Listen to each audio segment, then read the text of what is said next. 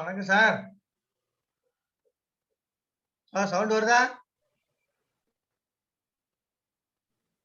வணக்கம் சார். வணக்கம். சவுண்ட் கிளீனா இருக்கு, வீடியோ கிளீனா இருக்கு sir. Okay, thank you thank you. Right அப்படியே ஃபாலோ பண்ணிக்கலாம், பிரச்சனை இல்ல. அது வரைக்கும் ஒரு பாட்டு போடுறேன். போடுங்க, ஒன்னும் பிரச்சனை இல்ல, மெதுவா ஆரம்பிங்க, ஒன்னும் அவசரம் இல்ல.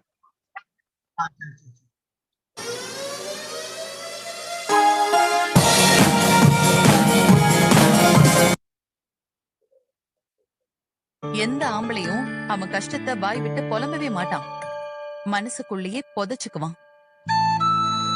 பொம்பளைங்க நாம தான் அதை புரிஞ்சுக்கணும். ஒரு மரத்துல பூ நல்லா இருக்கு, இலை நல்லா இருக்கு, செடி நல்லா இருக்குன்னு எல்லாரும் சொல்லுவாங்க. அந்த மரத்தோட வேர் நல்ல உறுதியா இருக்குன்னு யாரும் சொல்றதில்ல. அந்த வேர் தான் ஆம்பளை. அவனோட உழைப்பு யார் கண்ணுக்குமே தெரியாது. வெளியில தெரியற இலையும் கிளையும் அந்த பூவும் எல்லா பாராட்டியும் வாங்கிட்டு போகுதேன்னு எந்த மரத்தோட வேரும் கவலைப்படுறதும் இல்ல, அதோட வேலையை நிறுத்துறதும் இல்ல.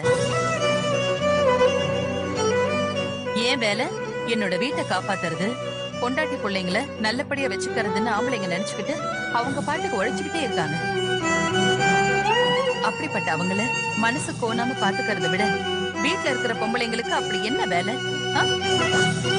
எந்த ஆம்பளையும் அவன் கஷ்டத்தை வாய் விட்டு புலம்பவே மாட்டான், மனசு. Kalyani Selvaraj madam, Kalyani madam. Good evening sir. Kalyani madam. Good evening sir. Super. Good evening. கோகாஸ் கொடுத்துருக்க, பாத்துக்கங்க. Okay sir, okay sir.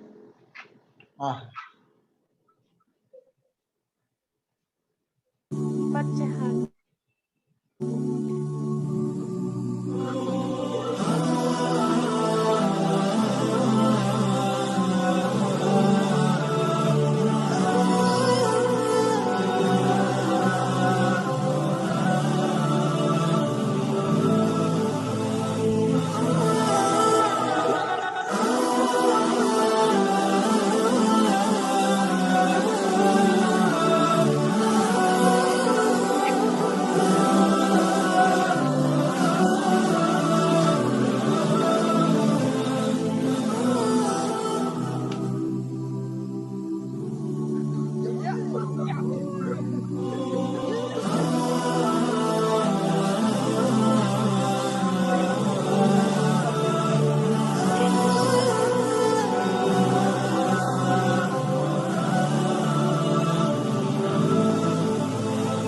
pecahan.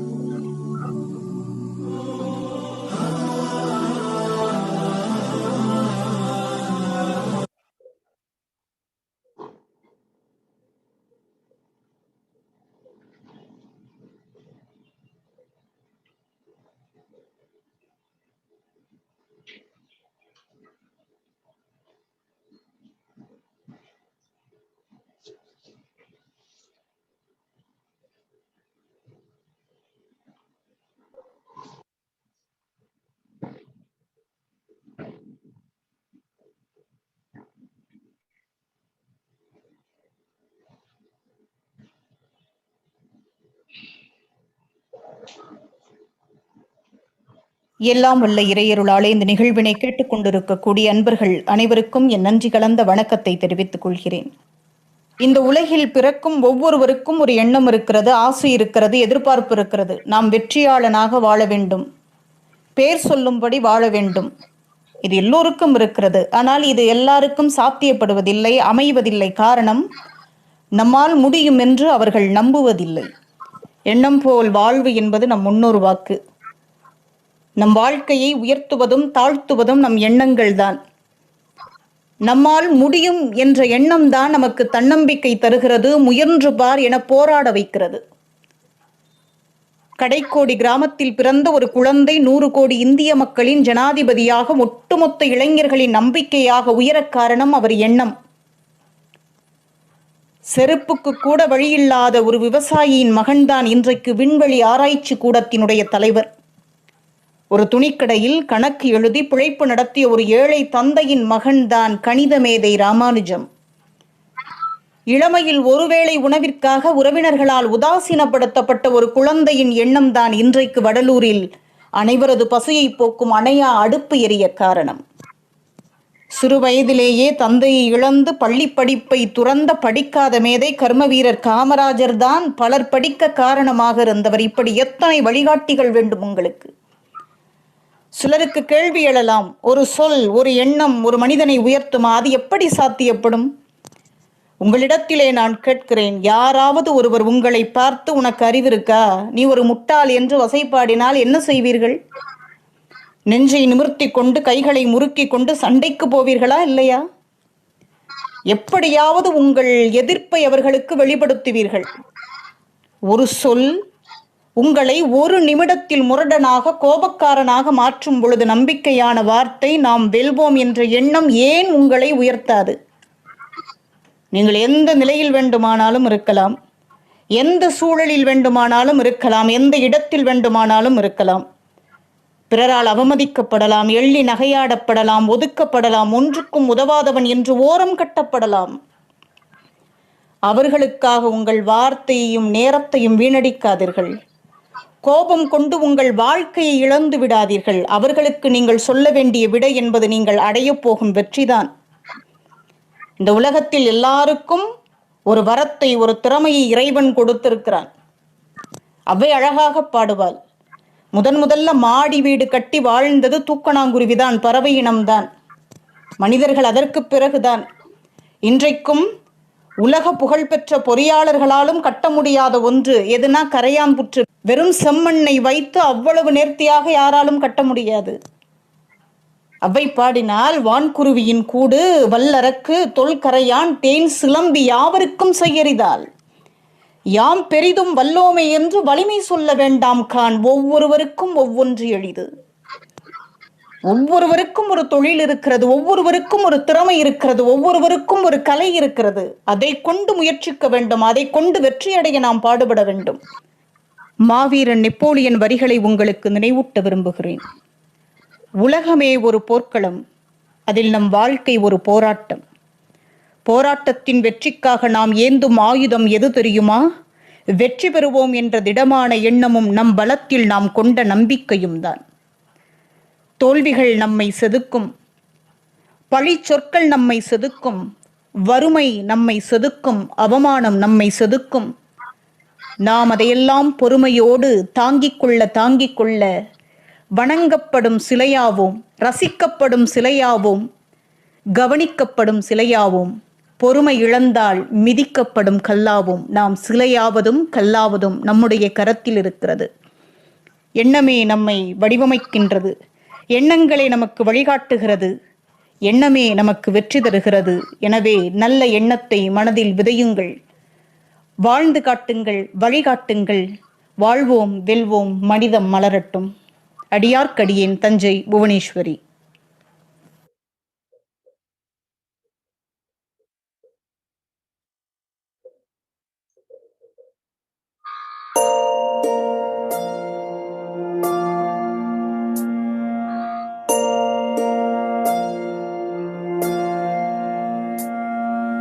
கருவாக்கி உருவாக்கி எனையாண்டு காத்தருளும் இறைவா நன்றி. எங்கும் நிறைந்தோனே, எல்லை இலாதானே, எங்கேயும் எப்போதும் என் குலம் காப்பவனே.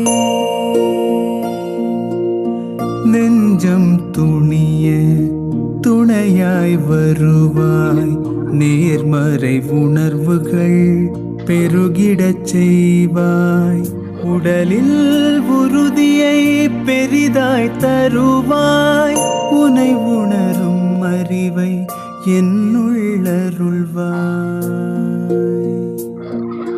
சுற்றமனைத்தும் காப்பவனே, செய்தொழிலில் ஏற்றம் தருபவனே, எடுத்த செயலில் வெற்றி கொடு, என் ஆற்றல் பெருகிட அருளை கொடு.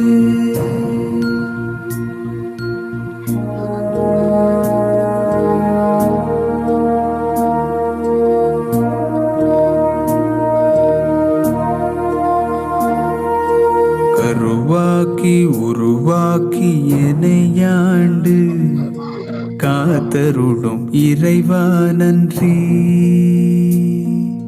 வல்லமை தந்து நீ வளர்ச்சி கொடு, அகத்திலும் புறத்திலும் மலர்ச்சி கொடு. வளர்ச்சி கொடு, மலர்ச்சி கொடு, வளர்ச்சி கொடு, மலர்ச்சி கொடு.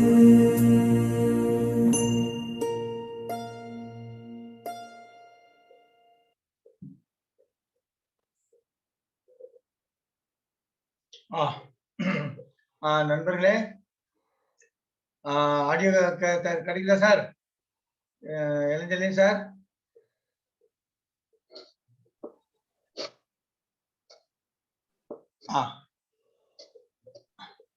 Sir Ilanchezhiyan sir. Okay okay sir, audio okay.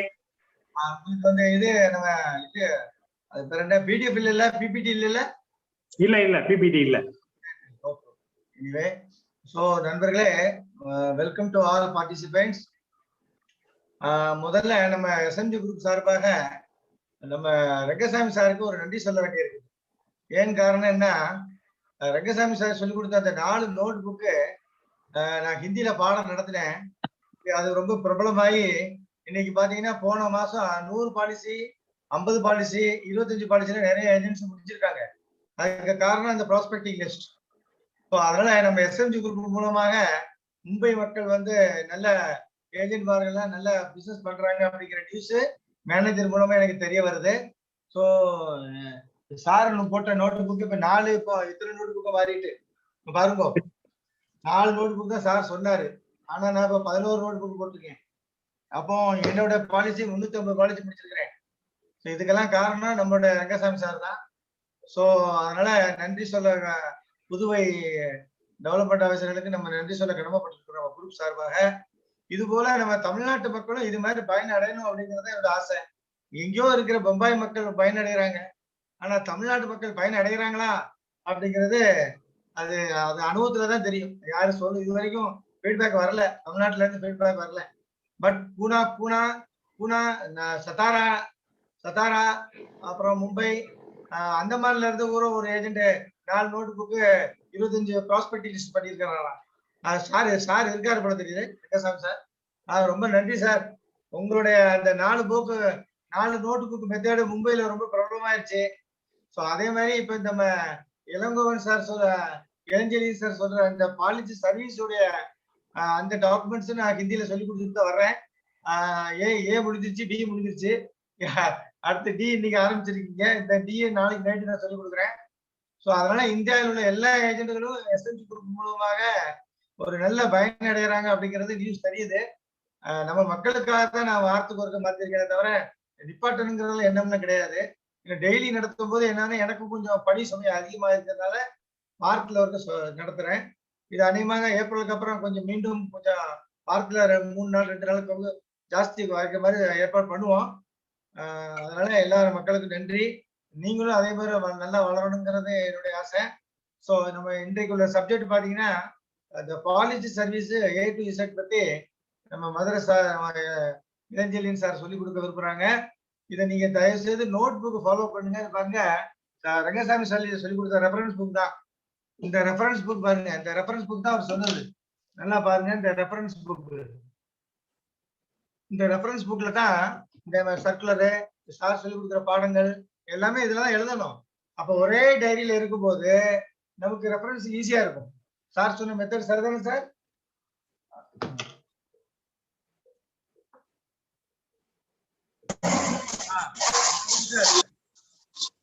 சரிதானே சார்? தேங்க்யூ. ரொம்ப நன்றி சார். நான் ஒரே ஒரு வாட்டி தான் சொன்னேன். நீங்க ஒவ்வொரு வீக்கும் சொல்லி ஏஜென்ட்ஸ் வந்து இன்னும் கரெக்டா வந்து டியூன் பண்ணிட்டு இருக்கீங்க. வாழ்த்துக்கள் சார். ரொம்ப நன்றி சார். மும்பை மக்கள் நல்லா வளர்றாங்க சார். 4 நோட் புக் இன்னும் அழகா ஃபாலோ பண்ணிருக்காங்க. ஒரு ஏஜென்ட் ஒரு புக் முடிச்சுட்டு சொல்றான், ப்ராஸ்பெக்டிவ் லிஸ்ட் முடிச்சுட்டு சொல்றான் சார். அப்ப எந்த அளவுக்கு பேர் எழுதி வச்சிருக்கான் பாருங்க. எனிவே இப்ப நம்ம சாருக்கு சான்ஸ் கொடுப்போம். அடுத்து ஹிந்தி கிளாஸ் எல்லாம் இல்ல சார் இன்னைக்கு. அதனால இளைஞர் சார் மெதுவா அழகா மெதுவா நடத்தலாம். பயம் டைம் இருக்குது, ஒரு பிரச்சனை இல்லை. நாளைக்கு தான் 9:15க்கு ஹிந்தி கிளாஸ் இருக்கு. ஸோ அதெல்லாம் இன்னைக்கு நிதானமா நடத்தலாம். கடைசியில கேட்போம். கேள்வி கேட்கறவங்க நான் கடைசியில கேட்கலாம். இப்ப சார் சொல்றதை நம்ம கேட்போம். நம்ம விஜய் சேதுபதி திருப்பி வருவார்னு நினைக்கிறேன். சேதுபதி சார் விஜய் அவரு இன்னொரு சார் பேர் என்ன, மாஸ்டரா? சரி, ஓகே சார். நீங்க ஆரம்பிக்கலாம் சார். வெல்கம். ஓகே சார், உடைய ஆடியோ கிளீனா இருக்கா? அதுதான் கிளீனா சார், கிளீனா. Okay sir. வணக்கம் அன்பு நண்பர்களே. சரள் முகவர் குழுமத்தின் சார்பாக மீண்டும் உங்களை எல்லாம் சந்திப்பதிலே மட்டற்ற மகிழ்ச்சி அடைகிறேன்.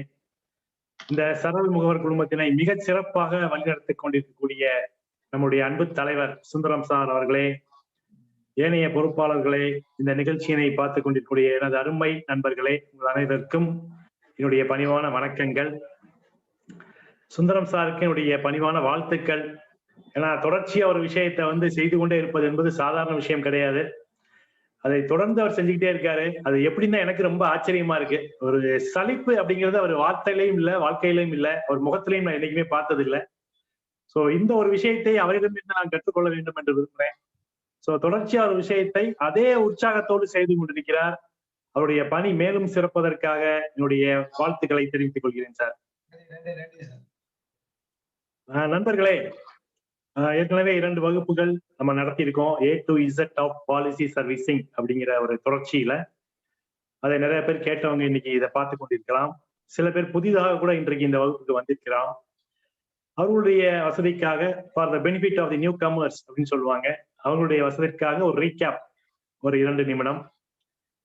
நண்பர்களே, இந்த வகுப்பை நம்ம எப்படி கொண்டு போறோம்னா, நம்ம சுந்தரம் சார் கேட்டுக்கிட்ட மாதிரி இப்பவே இன்னைக்கு கேட்டாரு, விஜய் சேதுபதி வருவாரா அப்படின்னு.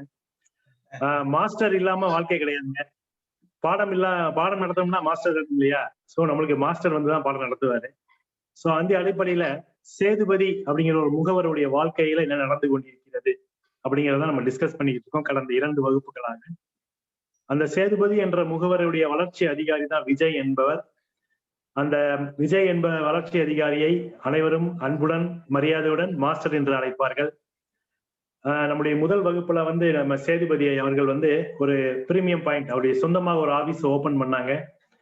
அன்னைக்கு நடந்த நிகழ்வு என்னன்னு பாத்தீங்கன்னா, ஒரு கஸ்டமர் வந்து ஒரு என்கொயரிக்காக அன்னைக்கு வந்திருந்தார் அவருடைய ஆபீஸ். அந்த என்கொயரியை வைத்துக்கொண்டு அவர்கள் பாலிசியில என்னென்ன மாதிரியான ஆல்ட்ரேஷன்ஸ் பண்ணலாம் அப்படிங்கிறத பத்தி விரிவாக விவாதிச்சாங்க. விஜய் மாஸ்டரும் சேதுபதியும். அதற்கு அடுத்த வகுப்புல என்னன்னு பாத்தீங்கன்னா, பாலிசி பத்திரத்துல ஏன் போனஸ் அடித்து தருவதில்லை அப்படிங்கிற ஒரு வினாவை வந்து ஒரு கஸ்டமர் கேட்டிருந்தாரு. சேதுபதி அதற்கான விளக்கத்தை ரொம்ப அழகாவே கொடுத்திருந்தாரு. அந்த வகுப்புக்கான ஃபீட்பேக் வந்து ரொம்ப நல்லா இருந்தது சுந்தரம் சார். போனஸுக்கான விளக்கம் என்பது ரொம்ப சிறப்பா இருந்தது அப்படின்னு நிறைய பேர் நமக்கு தகவல் தெரிவிச்சிருந்தாங்க. மிக்க மகிழ்ச்சி எனக்கு. சோ அது மட்டும் இல்லாம வேற என்ன விஷயங்கள் அன்னைக்கு கத்துக்கிட்டாங்கன்னு பாத்தீங்கன்னா, கிரிட்டிக்கல் இல்னஸ் கிளைமை வந்து எப்படி கிளைம் பண்றது, டேஸ் ஆஃப் கிரேஸ்னா என்ன, புது பிளான்ல என்ன மாதிரி இருந்தது, இப்ப 914 அப்புறம் வந்த பிளான்ல என்ன மாதிரி டேஸ் ஆஃப் கிரேஸ் மாறி இருக்கு அப்படிங்கறத பத்தி எல்லாம் சேதுபதி தன் சக முகவ நண்பரோட உரையாடினாரு. இந்த மாதிரி ஒரு சூழ்நிலை சென்று கொண்டிருக்கும் பொழுது தொடக்க நாள்ல வந்த கஸ்டமர், அவருடைய பேர் சங்கர் அப்படின்னு நம்ம வச்சிருந்தோம் கதாபாத்திரத்துக்கு. அந்த சங்கர் என்ன ஒரு கேள்வி இப்ப எழுப்பியிருக்காருன்னா, அந்த சேதுபதியின் அலுவலகத்திற்கு வந்த தினத்தன்று நான் கையில் வைத்திருந்த பத்திரத்தை அங்கேயே வைத்து வந்து விட்டேன், அது இப்ப அங்க இருக்கா அப்படிங்கிற வினாவை அவர் எழுப்பியிருக்காரு. சோ சங்கருக்கு இப்ப பாலிசி பத்திரம் கையில இல்ல. இந்த சூழ்நிலையில தான் இப்ப சேதுபதி இன்றைய வகுப்பை ஆரம்பிக்க போறாரு. இந்த முன்னோட்டத்தோட இன்றைய வகுப்புக்குள்ள நம்ம செல்லலாம் நண்பர்களே. ஒரு நல்ல காலை பொழுது சேதுபதி தன்னுடைய வழக்கமான பணிகளை ஆரம்பிக்கிறாரு. அவர் என்னைக்குமே அவருடைய வளர்ச்சி அதிகாரியை ஒன்று நேரில் சந்தித்து விடுவார், இல்ல டெலிபோன்லயாவது 2 நிமிஷம் பேசிடுவார். தன்னுடைய அன்றாட கடமையாக அதை வைத்திருக்கிறார். அது செஞ்சாதான் அவருக்கு அந்த நாள் சிறப்பா அமையும் அப்படிங்கிற ஒரு சென்டிமெண்ட் கூட அவருக்கு இருக்கு. அதனால தன்னுடைய வளர்ச்சி அதிகாரியை தொடர்பு கொள்றார் போன்ல. மாஸ்டர் சார் குட் மார்னிங், இன்னைக்கு நான் ஆபீஸ்க்கு போறேன், நீங்க அங்க இருப்பீங்களா அப்படின்னு கேட்கிறாரு. மாஸ்டர் சொல்றாரு, இல்லப்பா நான் ஒரு மேரேஜுக்காக வெளியூர் போயிருக்கேன், 2 நாள் கழிச்சுதான் நான் வருவேன் ஆபீஸுக்கு அப்படின்னு சொன்னோடனே, இல்ல மாஸ்டர் சார் எனக்கு 2 சர்வீஸ்க்காக தான் நான் ஆபீஸ்க்கு போறேன், நான் உங்களை நேரில் பார்க்கலான்னு தான் கேட்டேன், பரவாயில்ல நீங்க நல்லபடியா மேரேஜ் போயிட்டு வாங்க, நான் வந்து இங்க ஆபீஸ் போயிட்டு வரேன் அப்படின்னு சொல்லி ஆபீஸ்க்கு போறாரு. இப்ப சேதுபதியின் முதல் முறையாக தன்னுடைய ஆபீஸுக்கு நுழையக்கூடிய வாய்ப்பை நம்ம பார்க்க போறோம். இன்னைக்கு ஆபீஸ்க்குள்ள போய் அவர் நேர ஒரு அலுவலக நண்பர்கள் எல்லாரையும் சந்திச்சு நலம் விசாரித்து விட்டு தனக்கு தேவையான ஒரு டிபார்ட்மெண்ட்டுக்கு போறாரு, பாலிசி சர்வீசிங் டிபார்ட்மெண்ட்டுக்கு போறாரு. அங்க இருக்கக்கூடிய நண்பர்கிட்ட அவர் கேட்கிறாரு, சார் டூப்ளிகேட் பாலிசி வாங்கணும்னா என்ன செய்யணும், பாலிசி பத்திரம் தொலைந்து போயிடுச்சுன்னா என்ன பண்றது அப்படின்னு ஒரு சந்தேகத்தை எழுப்புகிறார் சேதுபதி தன்னுடைய அலுவலகத்துல. அலுவலக நண்பர்களும் சேதுபதி மேல ரொம்ப பிரியம் வைத்தவருங்க. ஏன்னா சேதுபதினா எல்லாருக்குமே பிடிக்கும். அந்த அளவுக்கு ஒரு இலக்கமான சூழ்நிலையை வந்து அவர் மெயின்டைன் பண்ணுவார், எல்லாருக்கூடையும் நல்ல ரிலேஷன்ஷிப்பை மெயின்டைன் பண்ணுவாரு. ஸோ அந்த அலுவலக நண்பரும் என்ன சொல்றாருன்னா, சேதுபதி இதுக்கு முன்னாடி நீங்க டூப்ளிகேட் பாலிசி வாங்கி கொடுத்துருப்பீங்க இல்லையா அப்படின்னு. சார் ரொம்ப நாளைக்கு முன்னாடி வாங்கி கொடுத்தது, சமீபத்துல யாருக்குமே நான் வாங்கி கொடுக்கல, இப்பதான் நிறைய விஷயங்கள் மாறிக்கிட்டே இருக்குன்னு நம்ம சொல்றாங்க, உண்மையும் கூட அதுதான். ஸோ அந்த டூப்ளிகேட் பாலிசி வாங்குவதில் ஏதாவது மாற்றம் என்பது இருக்கிறதா அப்படின்னு கேட்கிறாரு. அலுவலக நம்பர் வந்து அவருக்கு சொல்ல ஆரம்பிக்கிறார். சேதுபதி ஒண்ணும் இல்லை, இப்ப ஃபர்ஸ்ட் 2 கேள்விக்கு மட்டும் பதில் சொல்லுங்க, நம்ம அதுக்கப்புறம் என்னன்னு பார்த்துடலாம்.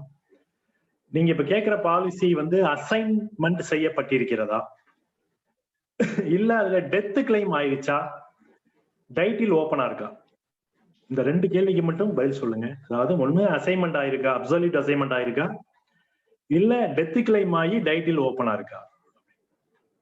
2மே கிடையாது சார், பார்ட்டி உயிரோட தான் இருக்காரு, அதனால டெத் கிளைம் கிடையாது, அசைன்மெண்ட்லாம் ஆகல, ஏன்னா அந்த பாலிசியை தொலைவதற்கு முன்னால அந்த பார்ட்டி கையில தான் இருந்தது. ஸோ அசைன்மெண்ட் ஆயிருந்தா பார்ட்டி கையில பாண்ட் இருக்காது இல்லையா, அந்த அடிப்படையில நான் புரிஞ்சுக்கிட்டு சொல்றேன் அப்படின்னு சேதுபதி பதில் அளிக்கிறாரு. ஓகே சேதுபதி, அப்ப ரொம்ப சிம்பிள், நீங்க என்ன செய்யுங்கன்னா அப்ப நான் சொல்ற விஷயத்த மட்டும் செய்யுங்க அப்படின்னு சொல்லி என்ன சொல்றாருன்னா, ஒரு கொரி ஃபார்ம்னு நான் தரேன், ஒரு ஃபார்ம், அதை ஃபில்அப் பண்ணி வாங்குங்க பார்ட்டிட்ட. அப்புறம் ஒரு இன்டர்மினிட்டி பாண்டு, நம்ம ஊருக்குலாம் 80 ரூபா அடிக்கணும், இல்ல சில மெட்ரோ சிட்டிஸ் சில சிட்டிஸ்ல 100 ரூபாய்க்கு அடிக்கணும். பேசாம நீங்க 100 ரூபாய்க்கு அடிச்சிருங்க, நம்ம ஊருக்குமே 100 ரூபாய் இருக்கட்டும். 100 ரூபாய்க்கு இன்டர்மினிட்டி பாண்ட் அடிச்சு நோட்டரி பப்ளிக் தெரியும் இல்லையா, நோட்டரி பப்ளிக்ங்கிறவட்ட கையெழுத்து வாங்கிருங்க. என்ன மேட்டர் அடிக்கணும்னா அந்த மேட்டரை நான் தந்துடுறேன், அதுக்கு பேரு ஃபார்ம் நம்பர் 3756ன்னு சொல்லுவோம், அந்த ஃபார்மை நான் கொடுத்துட்றேன். அது போக பார்ட்டியோட போட்டோ ஐடி இருக்கக்கூடிய ப்ரூஃப், என்னென்ன ப்ரூஃப் நீங்க கொடுக்கலாம்னா பாஸ்போர்ட் கொடுக்கலாம், PAN card, voter ID, driving licence, இல்ல அவருடைய கவர்மெண்ட்ல தான் வேலை பார்க்கக்கூடிய ஐடி கார்டு வச்சிருந்தா அதெல்லாம் கொடுங்க. அது போக அவருடைய ரெசிடென்ஸ் ப்ரூஃப், ரெசிடென்ஸ் ப்ரூஃப் வந்து உங்களுக்கு தெரியும், டெலிஃபோன் பில்ல கொடுங்க, இல்ல பேங்க் அக்கௌண்ட் ஸ்டேட்மெண்ட் இருந்தா கொடுங்க, இபி பில் இருந்தா கொடுங்க, இல்ல ரேஷன் கார்டு இருந்தா கூட கொடுங்க, இல்ல அவர் ஏதாவது வாடகை வீட்டுல இருக்காரு லீஸ் அக்ரிமெண்ட் போட்டிருந்தாருன்னா அதை கூட கொடுங்க. இதெல்லாம் கொடுத்துட்டு இதெல்லாம் வாங்கிட்டு வந்துருங்க.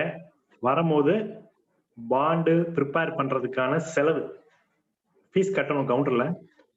பாண்டு ப்ரிப்பேர் பண்றதுக்கு 75 ரூபாய், ஸ்டாம்ப் ஃபீஸ் 1000 ரூபாய், சம்மஷீடுக்கு 20 பைசா.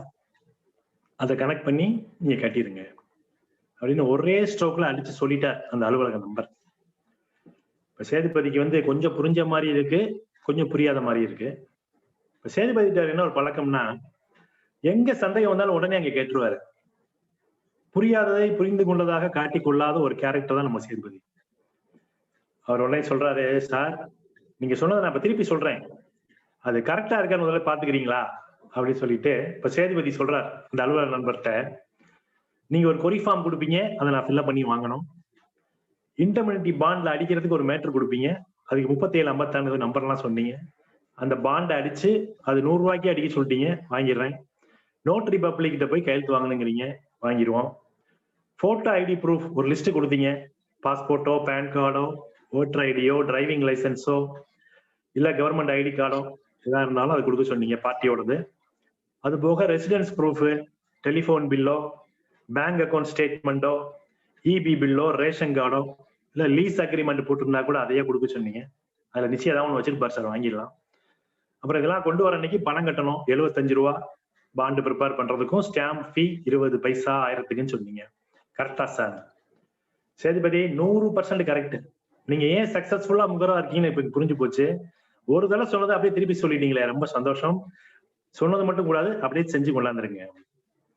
சேதுபதிக்கு ஒரு கியூரியாசிட்டி, சார் நீங்க முதல்ல 2 கேள்வி கேட்டீங்கல்ல, அசைன்மெண்ட் ஆயிருக்கா டெத் ஆயிட்டா அப்படிலாம் கேள்வி கேட்டீங்க. அதுக்கப்புறம் தான் இந்த மேட்டரை சொல்ல ஆரம்பிச்சீங்க. ஒருவேளை அதுக்கு நான் எஸ்ன்னு சொல்லியிருந்தா என்ன சார் சொல்லுவீங்க? இப்ப அலுவலக நம்பர் சொல்றாரு, அதுதான் இல்ல இல்லப்பா, இந்த பார்ட்டி தான் உயிரோட இருக்காரு, அசைன்மெண்ட்டும் இல்ல, அப்புறம் என்ன இப்ப என்ன வேணுங்கிறத சொல்லிட்டேன், அதை செஞ்சு கொடுத்தா பாண்டு அடிச்சு கொடுத்துட போறோம், ஒன்னும் பிரச்சனை இல்லையே. இல்ல சார், இப்படி ஒரு சூழ்நிலை எனக்கு திருப்பி வாய்க்குமான்னு தெரியல, நீங்களும் இவ்வளவு ஃப்ரீயா விஷயங்கள் பேச முடிய சந்தர்ப்பம் இருக்குமான்னு எனக்கு தெரியல. அதனால இன்னைக்கு நான் கேட்டு தெரிஞ்சுக்கிறேனே, சொல்லுங்க. ஒருவேளை நான் அதுக்கு எஸ்ன்னு சொல்லியிருந்தா நீங்க என்ன செஞ்சிருப்பீங்க, என்ன கேட்டிருப்பீங்க அடுத்து? உடனே அலுவலக நண்பர் பார்த்தாரு, சேதுபதி உங்களுக்கு என்ன இப்ப டூப்ளிகேட் பாலிசியை பத்தி கூடுதலா சில தகவல் தெரியணும், அவ்வளவுதானே? சொல்லிடுறேன். இப்போ உங்க கேஸ்ல பாண்டை அடிச்சு கொடுக்க போறோம், பார்ட்டி உயிரோட தான் இருக்காரு, பார்ட்டிக்கு மெச்சூரிட்டியோ டெத் கிளைமோ சரண்டரோ செட்டில் பண்ண வேண்டிய சூழ்நிலை கிடையாது. ஒருவேளை பார்ட்டிக்கு மெச்சூரிட்டி கிளைம் செட்டில் பண்ண மாதிரியான ஒரு சூழ்நிலைன்னு வச்சுக்கோங்க. பார்ட்டிக்கு மெச்சூரிட்டி டேட் வந்துருச்சு, அன்னைக்குதான் தெரியுது அவருக்கு பாண்டு இல்லை அப்படிங்கிறது. அப்ப அதே மாதிரி அலுவலகத்துக்கு நீங்க வந்தீங்கன்னா நான் என்ன சொல்லியிருப்பேன் தெரியுமா? இதேதான் சொல்லியிருப்பேன்.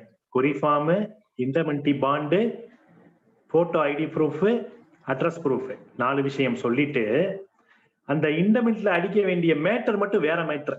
ஏன்னா அது மெச்சூரிட்டி ஆயிடுச்சு இல்லையா? அப்ப அடிக்க வேண்டிய மேட்டர் வந்து ஃபார்ம் நம்பர் 3815 அப்படின்னு சொல்லி ஒரு ஃபார்ம் வச்சிருப்போம். அதுல இருக்க மேட்டரை அடிச்சு நோட்டரி பப்ளிக் கிட்ட வாங்கணும். கடைசியில சொன்னேன் பாத்தீங்களா, 75 ரூபா பணம் 20 பைசா 1000க்கு கனெக்ட் பண்ணி கட்டுங்க ஸ்டாம்புக்குன்னு, அது கட்ட தேவையில்லை சேதுபதி. மெச்சூரிட்டிக்குன்னு செட்டில்மெண்ட் பண்ண போது பாண்டு இல்லைன்னா இந்த கொரி form, indemnity bond, address proof, photo ID proof மட்டும் வாங்கிட்டு நம்ம மெச்சூரிட்டி கிளைமை செட்டில் பண்ணிடுவோம். இதே இது அவர் டெத் கிளைம் ஆயிட்டாருன்னு வச்சுக்கோங்க. டெத் கிளைம் ஆயிருந்தா பார்ட்டி இருக்க மாட்டாரு, நாமினி தான் கிளைம் பண்ண வருவாரு.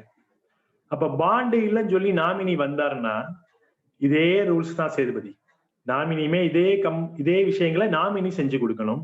அப்ப நான் கொடுக்கக்கூடிய படிவங்கள் தான் வேறையா இருக்குமே ஒழிய செய்யக்கூடிய மெத்தடு ஒன்னாதான் இருக்கும்.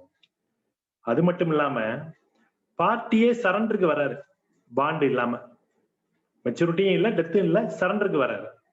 அப்பவும் நான் இதே ரூல்ஸ் தான் சொல்லுவேன். என்ன அடிக்கக்கூடிய பாண்டு மேட்டர் தான் நான் வேறன்னு சொல்லுவேன். அப்ப அதுக்கு ஒரு மேட்டர் வச்சிருக்கேன், அதை கொடுப்பேன், அதை வந்து பாண்ட்ல அடிச்சுட்டு வரணும்.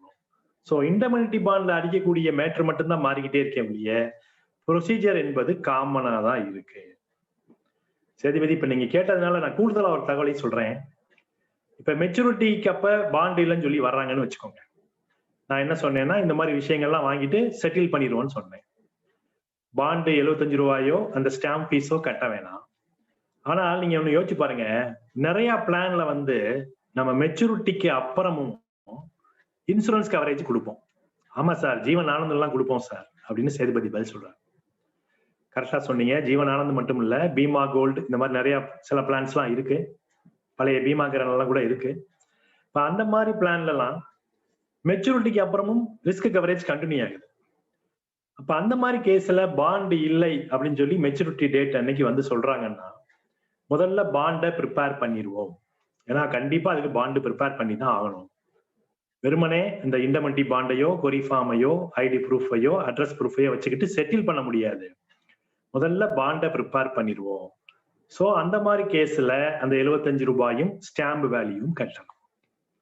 புரிஞ்சிச்சா சேதுபதி? அது எதுக்கு அப்படி ப்ரிப்பேர் பண்றோம்னா அந்த எக்ஸ்டெண்டட் கவர் இருக்கு அப்படிங்கிற விஷயத்த அந்த பாண்டுல நம்ம என்டோர்ஸ்மெண்ட் போட்டு கொடுத்துருவோம். அதை அவர் வச்சுக்க வேண்டியதுதான். அதுக்காக தான் வச்சிருக்கோம். சார் இப்ப தெளிவா புரிஞ்சிருச்சு. இப்ப நான் செய்ய வேண்டிய வேலை தெளிவா சொல்லி கொடுத்துட்டீங்க அப்படின்னு சொல்லி 2 அடிகள் நகர்ந்த சேதுபதிக்கு இன்னும் சந்தேகம் தீரலைங்க. டக்குன்னு திரும்பிட்டாரு. சார் கடைசியா ஒண்ணு கேட்டுக்கிறேன், கோச்சுக்காதீங்க. சும்மா கேளுங்க சேதுபதி, இதுல என்ன கோபம்? ஆபீஸ் மேட்டர் தானே கேட்கு. ஸ்டாம்புக்கு 20 பைசான்னு நீங்க சொன்னீங்க. ஏன்னா இன்னைக்கு ஒரு நான் படிச்சேன், 2004க்கு அப்புறம் தான் 1000க்கு 20 பைசாங்கிற ரூல் வந்திருக்கு அப்படின்னு சொன்னாங்க. இப்ப நான் கேட்டு வந்த பாலிசி வந்து 2004க்கு முன்னாடி எடுத்திருக்காங்கன்னு வச்சுக்கோங்க. எனக்கு கரெக்டா டேட் தெரியல, இன்னும் நான் தெரிஞ்சுக்கிறேன். பட் ஒருவேளை அவர் வந்து 2004க்கு முன்னாடி இந்த பாலிசி எடுத்திருந்தாருன்னா அப்ப வந்து 40 பைசால சார் இருந்துச்சு, எனக்கு நல்லா ஞாபகம் இருக்கே. அப்ப 40 பைசான்னு கனெக்ட் பண்ணி கட்டவா இல்ல 20 பைசான்னு கனெக்ட் பண்ணி கட்டவா? ஏன்னா அதுக்கப்புறம் திருப்பி பணம் கம்மியா இருக்கு கட்டணும்னா அப்புறம் திருப்பி நான் அலையிற மாதிரி ஆயிடுமே சார். அந்த அலுவலக நம்பரே ஒரு நிமிஷம் மிரண்டுட்டாருன்னு சொல்லணும். சேதுபதி ரொம்ப யோசிக்காதீங்க. அந்த 2004க்கு அப்புறம் என்ன ரூல் வந்திருக்குன்னா டேட் ஆஃப் கமென்ஸ்மெண்ட் எல்லாம் பார்க்காதீங்க.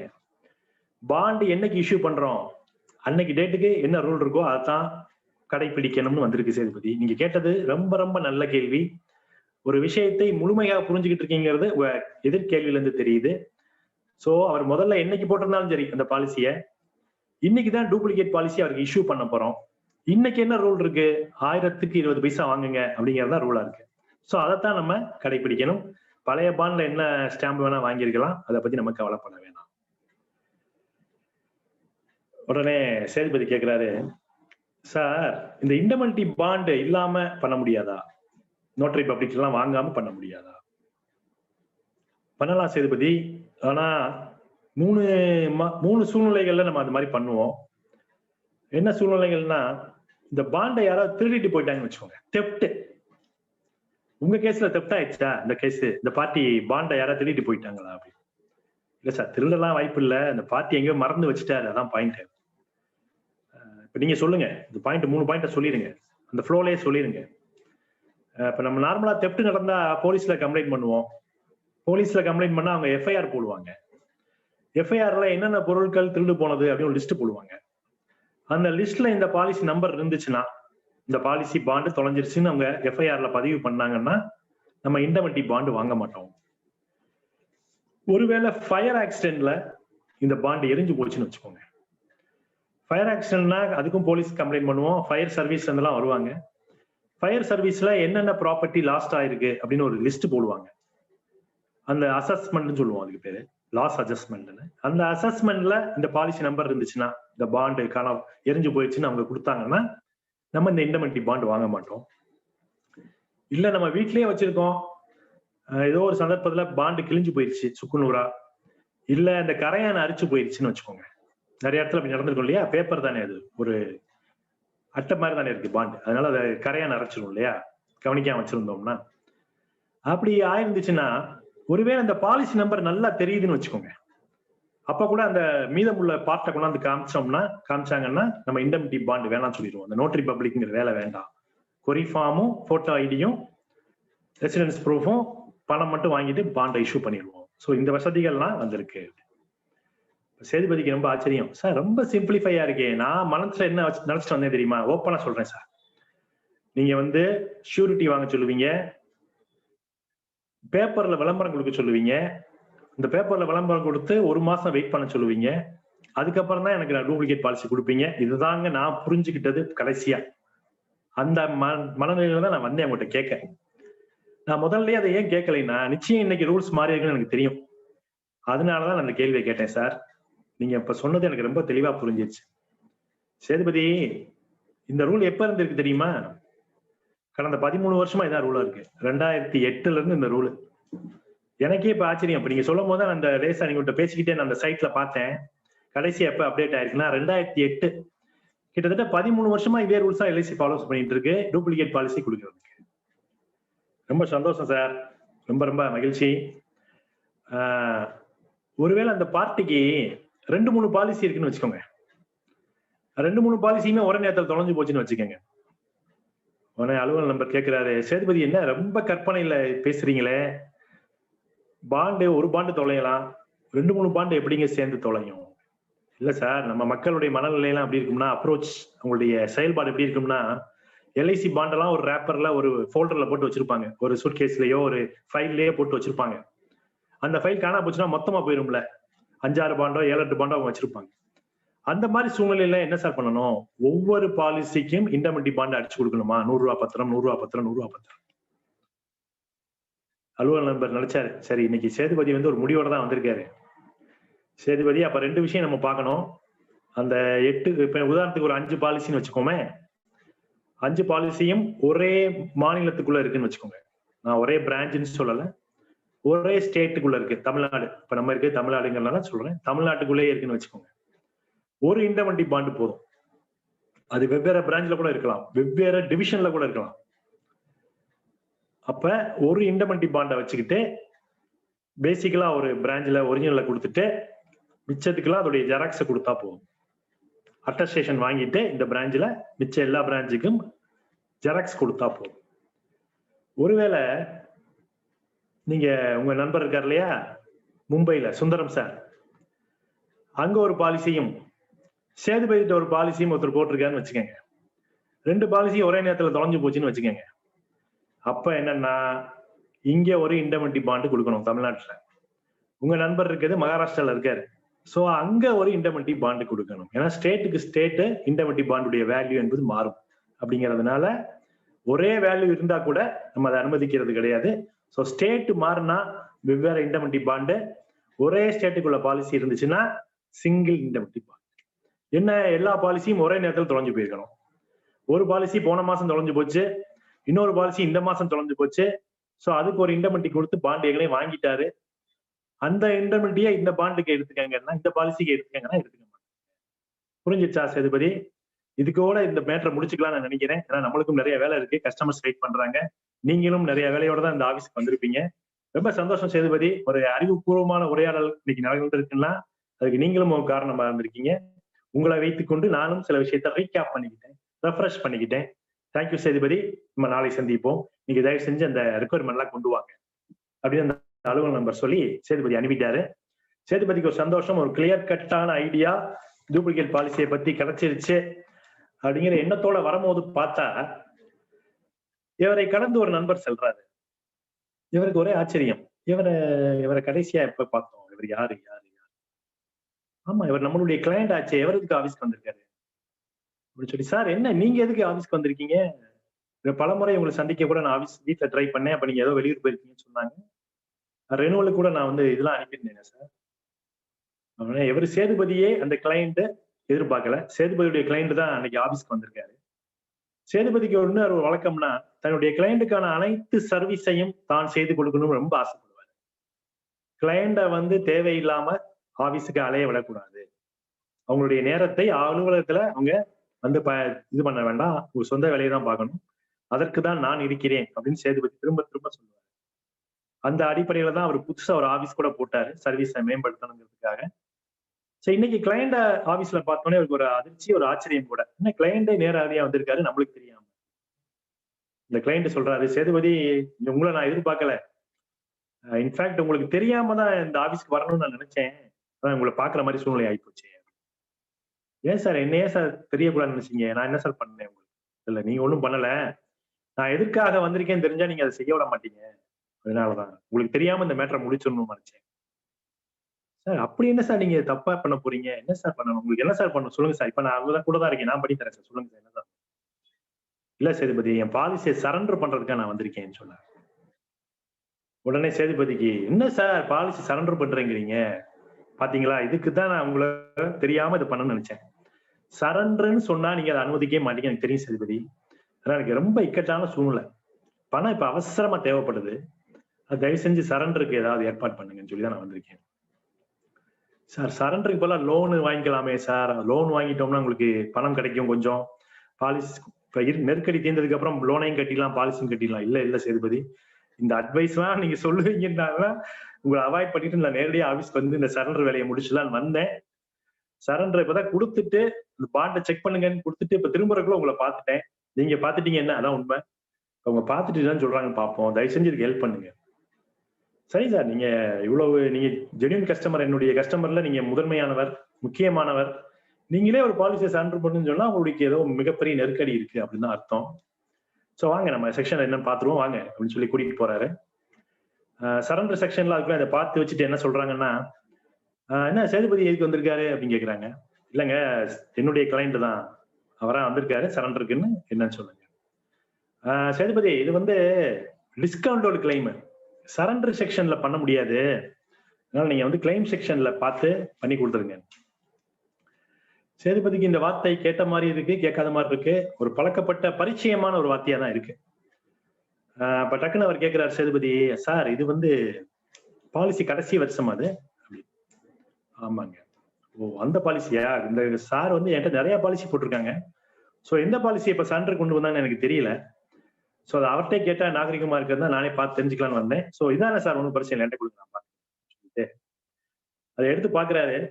அந்த பாலிசியுடைய மெச்சூரிட்டி வந்து 28/1/2022. ஸோ ஜனவரி 22 அடுத்த வருஷம் மெச்சூரிட்டி ஆக போகுது. இன்னும் 11 மாசம் தான் இருக்கு கிட்டத்தட்ட. ஸோ அந்த மாதிரி இருக்கக்கூடிய விஷயங்களை சரண்டர் பண்ணால் டிஸ்கவுண்டட் கிளைம்னு சொல்லுவாங்க. இப்ப இந்த கஸ்டமருக்கு ஒரு பயம், என்னப்பா சரண்டர் பண்ண முடியாதா, வேற ஏதோ கிளைமுக்கு போங்கன்னு சொல்றாரு, நம்ம ஒன்றும் கிளைம் பண்ணலையப்பா. இல்ல சார் பயப்படாதீங்க, நம்மளுடைய எல்ஐசியில் என்ன சொல்லுவாங்கன்னா, கடைசி ஆண்டுல பாலிசியோட கடைசி முடிய போற தருணத்துல ஒரு 12 மாசத்துக்குள்ள வந்து நீங்க சரண்டர்ன்னு சொன்னீங்கன்னா நாங்க அதை டிஸ்கவுண்ட் தான் சார் சொல்லுவோம்.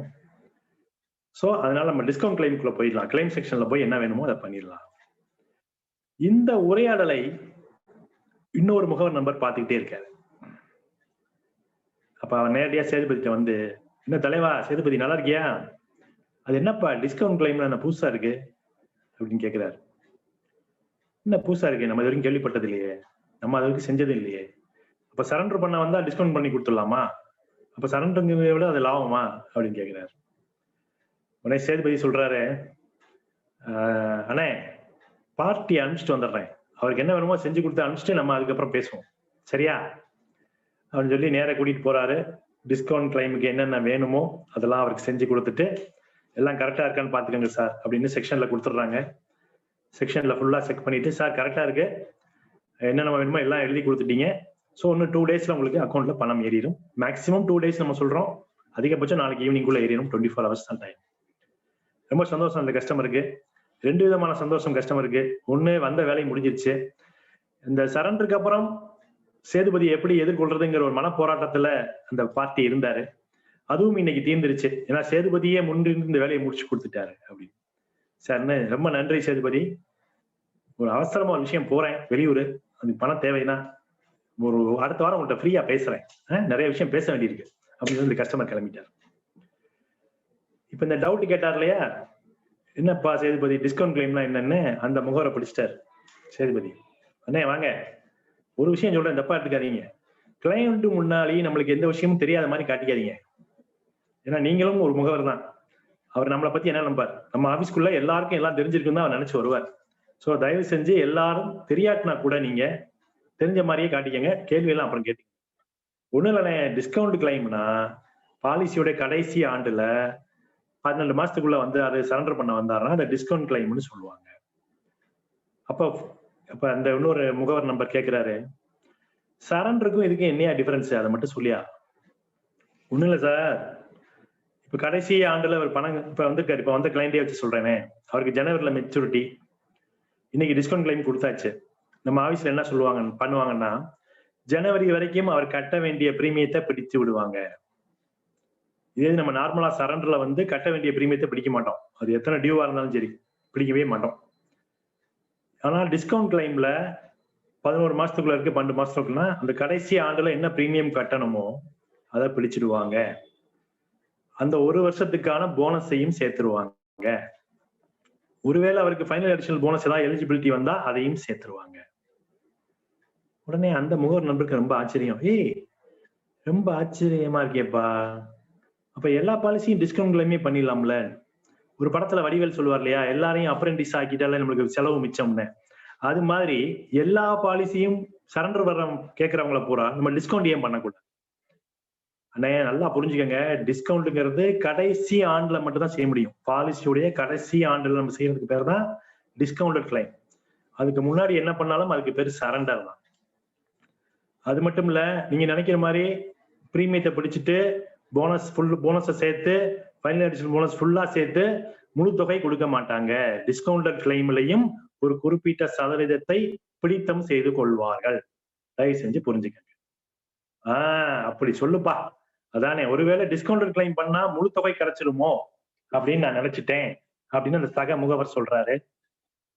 சேதுபதி சொல்றாரு, டிஸ்கவுண்டட் மட்டும் இல்லைங்க, மெச்சூரிட்டி டேட்டுக்கு முன்னாடி எப்ப நம்மளா பாலிசியை க்ளோஸ் பண்ணாலும் முழு தொகை கிடைக்காது, ஏதாவது ₹1 குறையும். ஃபார் எக்ஸாம்பிளுக்கு இப்ப இந்த 12 மாசத்துல இருந்து மெச்சூரிட்டி டேட் வரைக்கும் இருக்கக்கூடிய அமௌண்ட் எவ்வளவு கிடைக்கும் தோராயமா அப்படின்னு பாத்தீங்கன்னா 91.32% இருந்து 99.24% கிடைக்கும். இந்த சதவீதம் எதை வச்சு தீர்மானிக்கிறாங்கன்னா, என்னைக்கு டிஸ்கவுண்ட் கொடுக்குறாரு, என்னைக்கு மெச்சூரிட்டி டேட், இந்த இரண்டுக்கும் உள்ள வித்தியாசம் கேப். அந்த கேப் குறைய குறைய அவருக்கு கிடைக்கக்கூடிய பணம் கூடிக்கிட்டே போகும். அந்த சக முகவர் நண்பர் கேட்கிறாரு, சோ எல்லா பிளானும் இது மாதிரி பண்ணிடலாமா? சரி, எல்லா பிளானுக்கும் இந்த எலிஜிபிலிட்டி இருக்கா? ஆனா இப்பதான் நீங்க நல்ல சப்ஜெக்டுக்குள்ள வரீங்க. நம்ம சில பிளான்ல எல்லாம் டிஸ்கவுண்ட் கிளைம் சொல்ல மாட்டோம்னே, சரண்டர் தான் சொல்லுவோம். கடைசி வருஷத்துல வந்து செஞ்சா கூட நம்ம சரண்டரா தான் கொடுப்போம், டிஸ்கவுண்டா கொடுக்க மாட்டோம். உதாரணத்துக்கு 149 ஜீவன் ஆனந்திலியாப்பா, வாழும் போதும் வாழ்க்கைக்கு பிறகும் அதுலயே தான். வாழும் போதும் வாழ்க்கைக்கு 149 இருக்கு இல்லையா, அதுல டிஸ்கவுண்ட் கிளைம் என்பது கிடையாது. பிரீமியம் பேயிங் டைம் முடிஞ்ச உடனே முடியறதுக்கு முன்னாடி ஒரு வருஷத்துக்கு முன்னாடி அவருக்கு டிஸ்கவுண்ட் கேட்டாருன்னா சரண்டரா தான் ட்ரீட் பண்ணுவாங்க, டிஸ்கவுண்ட் கிளைமா ட்ரீட் பண்ண மாட்டாங்க. டிஸ்கவுண்டா ட்ரீட் பண்ணா என்ன பண்ணுவாங்க, பேலன்ஸ் பிரீமியத்தை பிடிப்பாங்க, ஃபுல் போனஸை சேர்ப்பாங்க. சரண்டரா ட்ரீட் பண்ணா ஃபுல் போனஸையும் சேர்க்க மாட்டாங்க, பிரீமியத்தையும் பிடிக்க மாட்டாங்க. இதுதாங்க வித்தியாசம். ரைட்டுப்பா, வேற எந்த பிளானுக்கெல்லாம்ப்பா இல்ல? அண்ணே 814 இது கிடையாதுன்னு. என்ன சார் தம்பி, நல்லா தெளிவா தான் சொல்றியா? 814 நிறைய வித்துருக்கோமேப்பா. நிறைய வீங்கனே. டிஸ்கவுண்ட் கிளைம் எத்தனை பேர் வரப்போறான்? சரண்டரை வாங்கக்கூடாது, பண்ண விடக்கூடாதுன்னு நம்முடைய முக்கியமான நோக்கமே. இல்லப்பா, தெரிஞ்சுக்கிறதுக்காக கேட்கிறேன். 814 கிடையாதா? வேற எதுல கிடையாது? 820, 821 இந்த வசதி கிடையாதுனே. வந்தா சரண்டரா ட்ரீட் பண்ணி தான் கொடுப்போம். அப்படியா? இப்ப ஜீவன் சரல்ல என்ன ஸ்பெசிபிக்கா ஜீவன் சரல கேக்குறீங்க? இல்லப்பா, நம்ம அதிகமா வித்திருக்கிறது ஜீவன் சரல் தான். இல்ல, ஜீவன் சரல்லையும் டிஸ்கவுண்ட் கிளைம் கிடையாது, சரண்டரா தான் ட்ரீட் பண்ணுவேன். சரிப்பா, இப்ப 149க்கே கிடையாதுன்னா இப்ப 815 வித்துருக்கோம், 915 வித்துருக்கோம், அதுலலாம் கிடையாதுலப்பா. இல்லனே, 815, 915 டிஸ்கவுண்ட் கிளைம்னு கொண்டு வந்துட்டாங்கண்ணே. 149ல மட்டும் கிடையாது. அப்ப 914 இருக்கா தம்பி டிஸ்கவுண்ட் கிளைம்? கண்டிப்பா இருக்குனே. 914, 920, 921 இதுல எல்லாம் கொண்டு வந்துட்டாங்க. பழைய சீரீஸ்ல 814, 820, 821 3 மட்டும் டிஸ்கவுண்டரா ட்ரீட் பண்ண மாட்டாங்க, சரண்டரா தான் ட்ரீட் பண்ணுவாங்க. கடைசி பாலிசி ஆண்டுல அவர் வந்து க்ளோஸ் பண்ணணும்னு கேட்டார். சரி தம்பி, இப்ப இந்த பிடித்தம் எதை பேஸ் பண்ணிப்பா இருக்கு? இந்த ஒரு சதவீதம் சொன்னீல, இது எப்படிப்பா டிசைன் பண்றாங்க? இல்லனே, ஒவ்வொரு ஆண்டும் ஆரம்பிக்கும் போது ஏப்ரல்ல LIC அறிவிப்பாங்க, டிஸ்கவுண்ட் கிளைமுக்கு வந்து நான் வந்து இத்தனை பெர்சன்டேஜ் பிடிச்சுக்குவேன். அது 9.5% இன்ட்ரெஸ்ட். அதுக்கு டிஸ்கவுண்ட் ஃபேக்டர் நம்ம சொல்லுவோம். டிஸ்கவுண்ட் அமௌண்ட் நம்ம பிடிச்சிருவோம். அது 9.5 இந்த வருஷத்துக்கு அறிவிச்சிருக்கிறாங்க. அந்த 9.5ங்கிறது அடிப்படையில தான் நான் கிடைக்கக்கூடிய பெர்சன்டேஜ் சொன்னேன். 91ல இருந்து 99.24 வரைக்கும் கிடைக்க வாய்ப்பு இருக்கு. இதுதாங்க டிஸ்கவுண்ட் கிளைம். அண்ணே ரொம்ப நேரம் ஆயிடுச்சு. நான் வந்து வேற ஒரு விஷயத்துக்காக வந்தேன். இப்ப இந்த பார்ட்டி இங்கிட்டு வந்ததுனால டிஸ்கவுண்ட் பண்ற மாதிரி ஒரு சூழ்நிலை. இப்ப உங்களுக்கு டிஸ்கவுண்ட்னா என்னன்னு ஒரு வார்த்தை நீங்க கேட்டுப்பட்டீங்க, அண்ணன் கேட்டுட்டீங்க. அண்ணன் கேட்டதுக்கு அப்புறம் சொல்லாம போனா நல்லா இருக்காது. ஏன்னா எனக்கு தெரிஞ்சது சில விஷயம் தான், அதுல இந்த டிஸ்கவுண்ட் கிளைமும் ஒண்ணு. ரைட்டு, பார்க்கலாம், மார்ச் நல்லா பண்ணுங்க அப்படின்னு சொல்லி சேதுபதி கிளம்ப போகும்போது அன்னைக்கு அலுவலகத்தை விட்டு அவர் வரவே முடியாது அப்படின்னு ஒரு சூழ்நிலை இருக்கு போலக்குங்க. அதனால அடுத்து ஒரு பிரச்சனைன்னு கிடையாது. என்பி டிபார்ட்மெண்ட்ல ஒரு பேப்பர் கொடுத்துட்டு வந்திருக்காரு. என்பி டிபார்ட்மெண்ட்ல ஒரு பேப்பர் கொடுத்துட்டு வந்திருக்காரு கம்ப்ளீஷனுக்காக. அப்ப அந்த என்பி டிபார்ட்மெண்ட்ல வந்து சேதுபதியை கூப்பிடுறாங்க. சேதுபதி சார், நீங்க கொஞ்சம் வாங்கலே, இது மாதிரி நீங்க ஒரு பேப்பர் கொடுத்தீங்க இல்லையா? ஆமா சார் கொடுத்தேன் அப்படின்னு. இதுல வந்து டேட் பேக் கேட்டிருக்கீங்க, ஆனா அதுக்கான பணம் பிஓசியில கட்டாம இருக்கிற மாதிரி தோணுது அப்படின்னு. சேதுபதிக்கு என்ன சொல்றாரு, சார் நான் டேட் பேக் கேட்டிருக்கேன், பட் அதுக்கு கூடுதல் பணம் கட்டணுமா சார் அப்படின்னு. நான் வந்து ஆல் இன் ஒன் கால்குலேஷன் பார்த்துட்டு தான் போட்டேன்.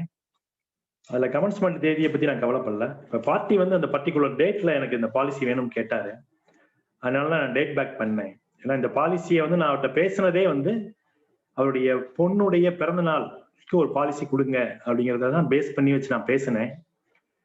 பொண்ணோட பிறந்த நாள் அன்னைக்கு இந்த பாலிசியை போட்டுடலாம் தான் நான் ட்ரை பண்ணேன். அன்னைக்கு அவர் வெளியூர்ல அவருடைய குலதெய்வம் கோயிலை கும்பிட போயிட்டாரு. ஸோ அதனால அன்னைக்கு அந்த பாலிசி போட முடியல. பிறந்த நாள் 6 மாசம் முன்னாடி முடிஞ்சிருச்சு. அது இப்பதான் வந்திருக்காங்க. இப்பதான் நான் அவரை மீண்டும் சந்திச்சு இந்த பாலிசியை பேசி இப்ப வாங்கியிருக்கேன். ஸோ இப்போ என்ன சார் பிரச்சனை? ஏதாவது நம்ம கூடுதல் கட்டணம் கட்டிடுவோம், பட் இது என்ன சார் டேட் பேக்னா என்ன சார்? ஸோ சேதுபதிக்கு சர்வீஸ் ஒரு பக்கம் நடந்து கொண்டிருந்தால் கூட அவர் கற்றுக்கொள்ளக்கூடிய விஷயங்கள் இன்னும் நிறைய இருக்கு அப்படிங்கிற ஒரு அறிவுறுத்தல் வந்துகிட்டே இருக்கு. ஒவ்வொரு சூழ்நிலையும் அதை அவருக்கு தெரிவிச்சுக்கிட்டே இருக்கு. நீங்க நிறைய கத்துக்க வேண்டியிருக்கு, ஒவ்வொருத்தரும் நிறைய கத்துக்க வேண்டியிருக்கு. அலுவலகத்துல இருக்கிறவங்களும் சரி, முகவாண்மை பணியில இருக்கிறவங்க சரி, ஒவ்வொருத்தருமே எல்ஐசியில இருந்து நிறைய விஷயங்கள் இன்னும் கத்துக்கிட்டே இருக்கு. அப்ப அந்த என்பில வந்து ஒரு பேப்பர் எடுத்து கொடுக்குறாங்க. சேதுபதி, இந்த பேப்பர்ல டேட் பேக் பத்தி தெளிவா போட்டிருக்கோம், நீங்க படிச்சு தெரிஞ்சுக்கங்க. அவர் படிக்க ஆரம்பிக்கிறாரு.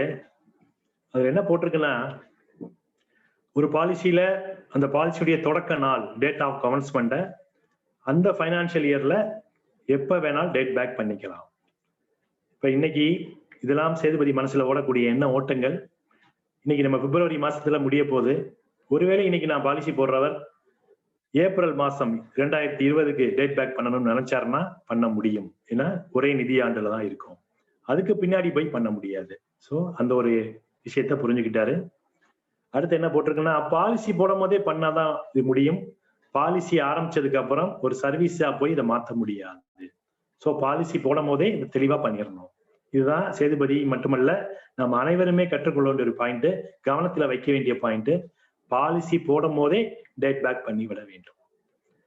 சரி, இந்த டேட் பேக்கு என்ன மாதிரியான வட்டி வீதம் வாங்குறாங்க அப்படின்னு பார்த்தோம்னா, என்டோமெண்ட் டைப் ஆஃப் திட்டங்கள், மணி பேக் டைப் ஆஃப் திட்டங்கள். உதாரணத்துக்கு 914-15 என்டோமெண்ட் டைப்பு, லாபு, லக்ஷயா இதெல்லாம் என்டோமெண்ட் டைப்பு, பீமா ஸ்ரீ, உமங்கு, சிரோன்மணி 1920-21 இதெல்லாம் மணி பேக் டைப். இந்த பாலிசிகள்ல ஒரு மாசத்துக்கு மேல டேட் பேக் பண்ணா அதுக்கு வட்டி கட்டணும்.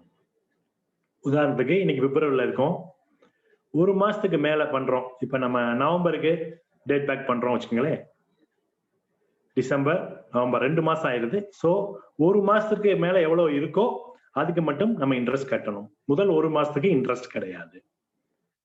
இதே இது டேட் பேக் பண்ணக்கூடிய மாதம் எந்த மாசத்துக்கு கொண்டு போறோமோ அந்த மாதம் லீன் மந்தா இருந்துச்சுன்னு வச்சுக்கோங்க.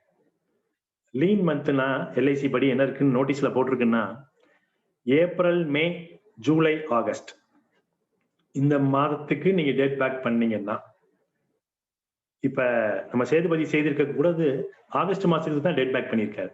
ஆகஸ்ட் மாசத்துலதான் அந்த கிளையண்டோடைய குழந்தைக்கு பர்த்டே. ஸோ ஆகஸ்ட் மாசத்துக்கு தான் அவர் டேட் பேக் பண்ணியிருக்காரு. ஸோ அப்படி பார்க்கும்போது பிப்ரவரியில இருந்து ஆகஸ்டுக்கு கிட்டத்தட்ட 6 மாசம் இருக்கு. அந்த 6 மாசத்துல லீன் மந்த்துக்கு டேட் பேக் பண்ணியிருந்தால் முதல் 3 மாசத்துக்கு வட்டி கட்ட வேணாம், அடுத்த 3 மாசத்துக்கு வட்டி கட்டணும். இதுதான் ரூல். சாதாரண வேற மந்த்துக்கு டேட் பேக் பண்ணா 1 மாசத்துக்கு மேலேயே வட்டி கட்டணும். லீன் மந்த்துக்கு பண்ணா 3 மாசம் வரைக்கும் வட்டி கட்ட வேணாம், அதுக்கு மேல இருக்கக்கூடிய பீரியடுக்கு மட்டும் வட்டி கட்டினால் போதும், டேட் பேக் இன்ட்ரெஸ்ட் கட்டினா போதும். இப்போ எவர் கொடுக்கறதுக்கு ஜீவன் உமங் பாலிசி அப்படிங்கறதுனால இந்த ரூல் அவருக்கு பொருந்தும். அப்ப சேதுபதி எப்படி வட்டி கட்டணும்னா, இப்ப அவருக்கு ஒரு கால்குலேஷன் தெளிவு வந்துருச்சு. நம்ம பிப்ரவரியில பாலிசி ஆரம்பிக்கிறோம், போட்ட போறோம். ஆனா டேட் பேக் ஆகஸ்டுக்கு கொண்டு போறோம். ஆகஸ்ட்ங்கிறது லீன் மந்த்.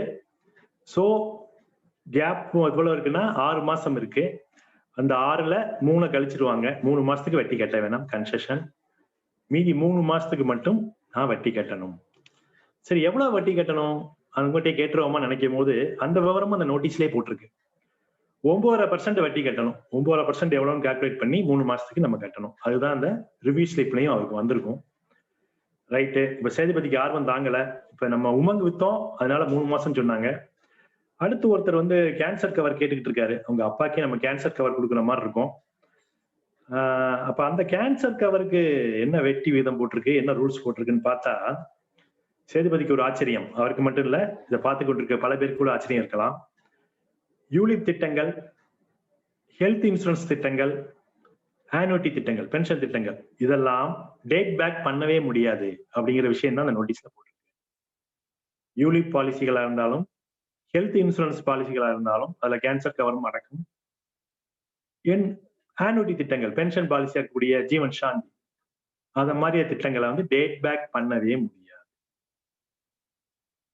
ஓ, அப்ப கேன்சர் கவர் போட்டா, ஜீவன் ஆரோக்கியா போட்டா டேட் பேக் பண்ண முடியாது. ஸோ அப்ப இந்த மாதிரி திட்டங்களை ஒரு பர்டிகுலர் டேட்டை ஸ்பெசிஃபை பண்ணி நம்ம கேன்வாஸ் பண்ணிடக்கூடாது அப்படிங்கிற ஒரு விஷயத்த சேதுபதி உள்வாங்கிட்டாரு. கூடுதல் தகவலா 2 விஷயம் இருக்கு. சிங்கிள் பிரீமியம் பாலிசிகள் 916, 917 டேட் பேக் பண்ணலாம். அதுக்கு இந்த 1 மாசத்துக்கு மேல, லீன் மந்த்னா 3 மாசத்துக்கு மேல அப்படிங்கிற கன்செஷன் எல்லாம் கிடையாது. எத்தனை நாளைக்கு டேட் பேக் பண்றோமோ அத்தனை நாளைக்கும் வட்டி கட்டணும்.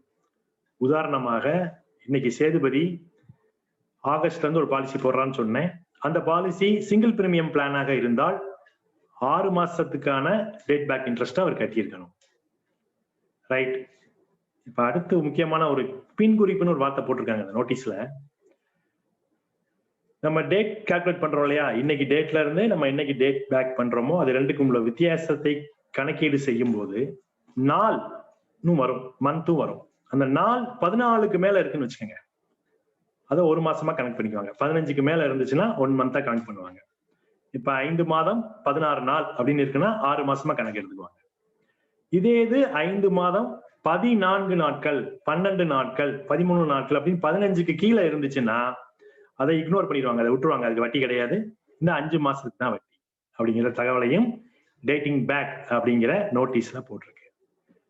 சோ இன்னைக்கு ஆபீஸ்க்கு வந்த நேரம் பாத்தீங்கன்னா சேதுபதிக்கு கற்றுக்கொள்ளக்கூடிய நேரமா தான் இருந்திருக்கு. முதல்ல டூப்ளிகேட் பாலிசியை பத்தி கத்துக்கிட்டாரு. அடுத்து தன்னுடைய கிளைண்ட்டுக்கு ஒரு டிஸ்கவுண்டல் கிளைம் பண்ணி கொடுக்கும் போது டிஸ்கவுண்டல் கிளைமை பத்தி கற்றுக் கொடுத்தாரு ஒரு நண்பருக்கு. இன்னைக்கு டேட்டிங் பேக்கை பத்தின ஒரு விவரத்தை எழுத்துப்பூர்வமா எல்ஐசில வாங்கி படிச்சு பார்த்து தெரிஞ்சுக்கிட்டு. ஸோ 3 ரூபத்திலையும் 3 சங்கதியிலையும் 3 இன்ஸ்டன்ஸ்லையும் அவருக்கு ஒரு நல்ல விஷயங்கள் தான் தெரிஞ்சிருக்கு. இப்ப சேதுபதி ஆபீஸை விட்டு கிளம்ப போறாரு. அப்பதான் அவருக்கு ஒரு முக்கியமான ஒரு விஷயம் ஞாபகத்துக்கு வருது. ஆஹா, இதை கேட்காம வந்துட்டோமே ஆபீஸை விட்டு வெளியில. மெயின் பர்பஸே இதுக்காக தான் வந்தோம். இது கடைசியில கேட்டுக்கலாம் நினைக்கும் போது வெவ்வேறு விஷயங்களை டைவர்ட் ஆயிடுச்சு. சரி வேண்டாம், திருப்பி உள்ள போயிருவோம் அப்படின்னு சொல்லி வண்டியை நிப்பாட்டிட்டு திருப்பி உள்ள போயிட்டாருங்க. உள்ள போய் நேர கிளைம் செக்ஷனுக்கே போயிட்டாரு. சார், ரொம்ப நாளா என் கிளைண்டோடைய ஒரு டிசபிலிட்டி கிளைம் நான் கொடுத்துருந்தேன், கிட்டத்தட்ட 2-3 மாசம் ஆயிருக்கும்னு நினைக்கிறேன். பேரை கூட சொல்றாரு. கஸ்டமர் பேரை நம்ம வெளியே சொல்ல முடியாது இல்லையா, அதனால அதை தவிர்த்துருவோம். அந்த கேஸ் தான் சார், கொஞ்சம் பார்த்து என்னன்னு சொன்னீங்கன்னா. ஆமாப்பா, அது டிவிஷன் ஆஃபீஸ்க்கு போயிருக்கு, அது நேத்துல தான் உனக்கு கேட்டிருக்காங்க, நானே உங்களை கூப்பிடணும்னு நினைச்சேன், நல்ல நீங்க வந்துட்டீங்க, நான் அப்பதே வந்துட்டேன் சார்னாரு. இல்ல சரி பத்தி நான் உங்களை கவனிக்கல, சாரி. என்ன கேட்டிருக்காங்கன்னா, அந்த பார்ட்டி வண்டியில போகும்போது ஆக்சிடென்ட் ஆயிருக்கு, அதனால அவருக்கு டிசபிலிட்டி ஆயிருக்கு, அதனால அவருடைய டிரைவிங் லைசன்ஸை கேட்கறாங்க சேதுபதி. அதுக்காக தான் வெயிட்டிங், அது கொடுத்தீங்கன்னா முடிஞ்சிடும், எல்லாமே கரெக்டா இருக்கு, எல்லாமே முடிஞ்சிருச்சு உங்களுக்கு ஆல்மோஸ்ட் அப்படின்னு. அப்படியா சார், நீங்க முதல்ல சொல்லும் போது இதை சொல்லலையே சார். நான் முதல்ல 2 மாசம் முன்னாடி என்ன கேட்டேன்னா, நீங்க என்ன சொன்னீங்க 2 மாசம் முன்னாடினா டிசபிலிட்டி ஆயிடுச்சு அப்படிங்கிறதுக்கு வந்து ஒரு 6 விதமான விஷயங்களை ஒரு லிஸ்ட் கொடுத்தீங்க. அந்த 6 விஷயத்துல 4 விஷயம் செய்ய முடியாது அப்படின்னா அது டிசபிலிட்டி அப்படின்னு நீங்க சொன்னீங்க. உதாரணத்துக்கு ஒரு அன்றாட நடவடிக்கைகள், ஒரு மனிதனுடைய அன்றாட நடவடிக்கைகளான ட்ரெஸ்ஸிங், உடை உடுத்துதல், வாஷிங்னா துணி துவைக்கிறது இல்ல, தன்னைத்தானே சுத்தப்படுத்தி கொண்டு குளிப்பது. அடுத்தது ஃபீடிங், தானே சுயமாக சாப்பிடுவது. டாய்லெட்டிங் அப்படின்னு சொல்லக்கூடிய கழிவறையை பயன்படுத்துவது. மொபிலிட்டி, சமதளத்துல இயல்பாக நடந்து செல்வது. டிரான்ஸ்பரிங் அப்படின்னு சொல்லக்கூடிய ஒரு படுக்கையிலிருந்து வீல் சேருக்கோ, வீல் சேர்ல இருந்து படுக்கைக்கோ மாறக்கூடிய தன்மை. இந்த 6 விஷயத்துல 4 விஷயம் ஒரு மனுஷன் செய்ய முடியலைன்னா, பிறர் உதவி இல்லாமையோ பிற உபகரணம் இல்லாமையோ செய்ய முடியலைன்னா அதை டிசபிலிட்டி நீங்க சொன்னீங்க. கரெக்டா சொல்லிட்டீங்க. என்னங்க 3 மாசம் முன்னாடி சொல்லி கொடுத்தா இன்னும் ஞாபகம் வச்சிருக்கீங்க? இல்ல சார், நான் சொல்லிடுறேன். அது தவிர 2 கண்ணு போனாலோ, 2 கை போனாலோ, 2 காலும் போனாலோ, 1 கை 1 கால் போனாலும் அது டிசபிலிட்டி தான் அப்படின்னு நீங்க சொன்னீங்க. கரெக்டா சார்? கரெக்ட் சேதுபதி. 6 விஷயத்துல 4 செய்ய முடியலைனாலும் பிற உதவி இல்லாம அது டிசபிலிட்டி தான். இப்ப நீங்க சொன்ன மாதிரி 2 கை இல்ல, 2 கண்ணு இல்ல, 2 காலும் இல்ல, 1 கை 1 காலும் இல்ல, இந்த மாதிரி சூழ்நிலை கூட அது டிசபிலிட்டியா தான் எல்ஐசி கருதுது. இந்த டிசபிலிட்டி ஆக்சிடென்ட் ஆகி 180 நாளைக்குள்ள நடக்கணும்னு நீங்க சொன்னீங்க சார். அவருக்கு அந்த வண்டி மோதினது அவருக்கு 2 காலும் போயிருச்சு. அது உங்களுக்கும் தெரியும், எனக்கும் தெரியும். நான் அந்த ரிப்போர்ட் எல்லாம் கொடுத்திருக்கேன். சோ 180 நாள்லாம் இல்ல, ஸ்பாட்லயே அவருக்கு 2 காலும் போயிடுச்சு. மறுநாளே அந்த 2 காலம் எடுக்க வேண்டிய சூழ்நிலை ஆயிடுச்சு. அவர் உயிரை காப்பாற்றணும்னா 2 காலம் எடுக்கணும்னு சொல்லிட்டாங்க, எடுத்தாச்சு.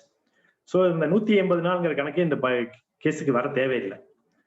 அடுத்து இன்னொரு பாயிண்ட் நீங்க சொன்னீங்க, ஆக்சிடென்ட் ஆகி டிசபிலிட்டி ஆகி 90 நாளைக்குள்ள என்கிட்ட சொல்லணும். டிசபிலிட்டி ஆகி 90 நாளைக்குள்ள எல்ஐசிக்கு தெரிவிக்கணும்னு நீங்க சொன்னீங்க. நானும் அதை 20 நாள்ல சொல்லிட்டேன்.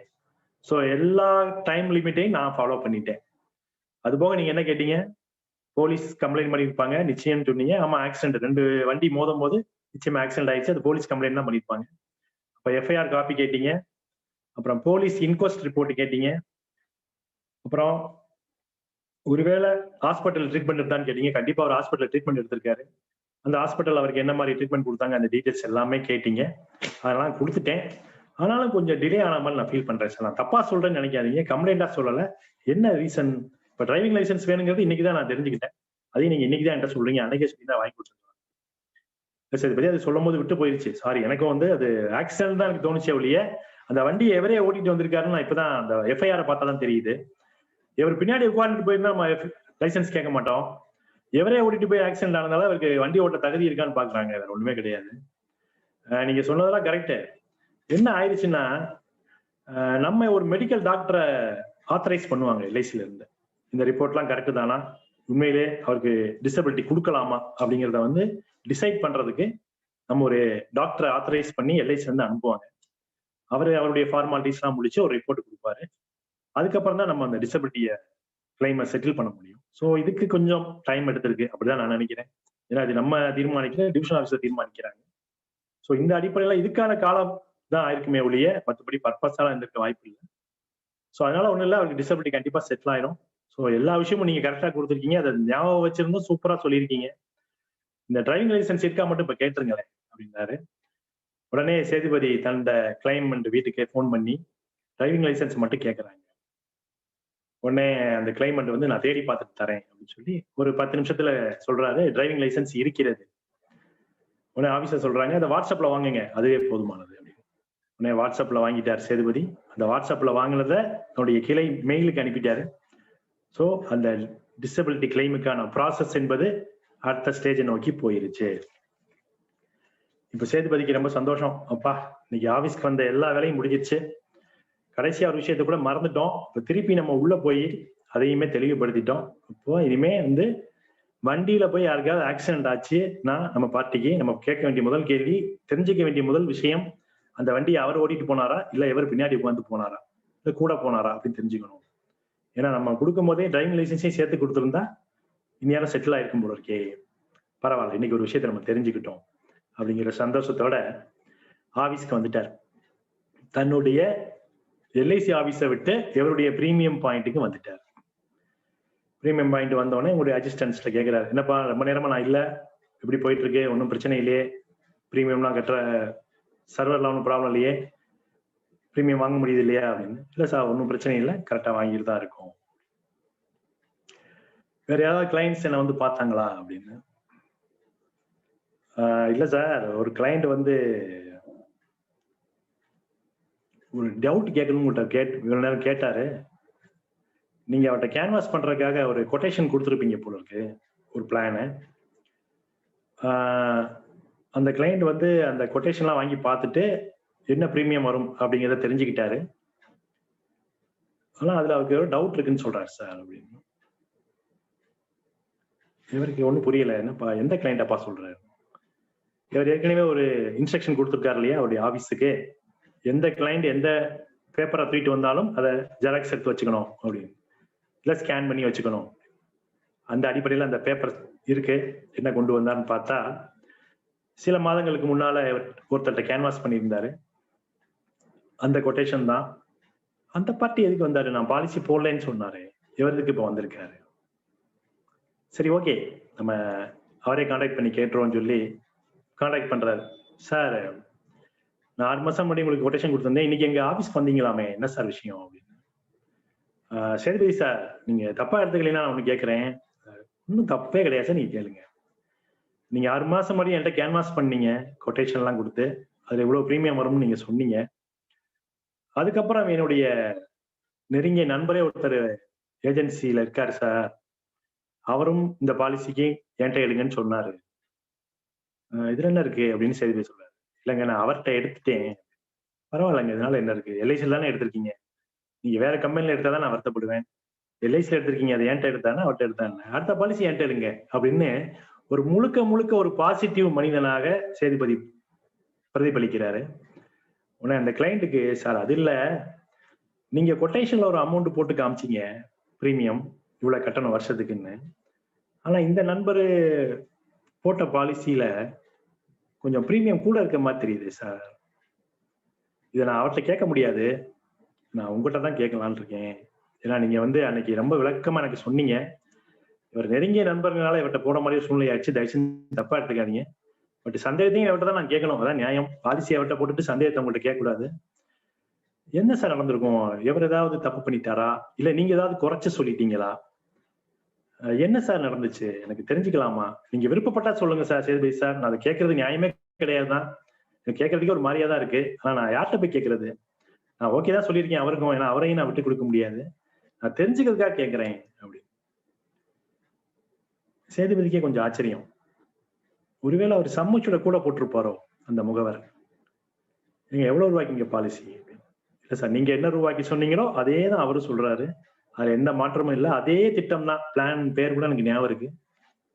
ஆனால் கட்ட வேண்டிய பிரீமியத்துல கொஞ்சம் கூட வந்திருக்கேன் சார். 6 மாசத்துக்குள்ளேயே பிரீமியம் கூடிடும், பெருசா ஒண்ணும் இல்லையே, நான் பாலிசி போட்டு 2 மாசம் ஆயிடுச்சு, இப்ப 4 மாசத்துக்குள்ள பிரீமியம் கூடிடுமா அப்படிங்கிற கேள்வியை கேட்டிருக்காரு.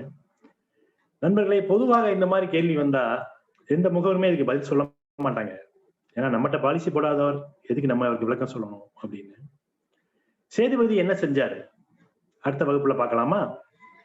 நன்றி நண்பர்களே, இந்த மட்டிலே இன்றைய வகுப்பை நான் முடிக்கிறேன்.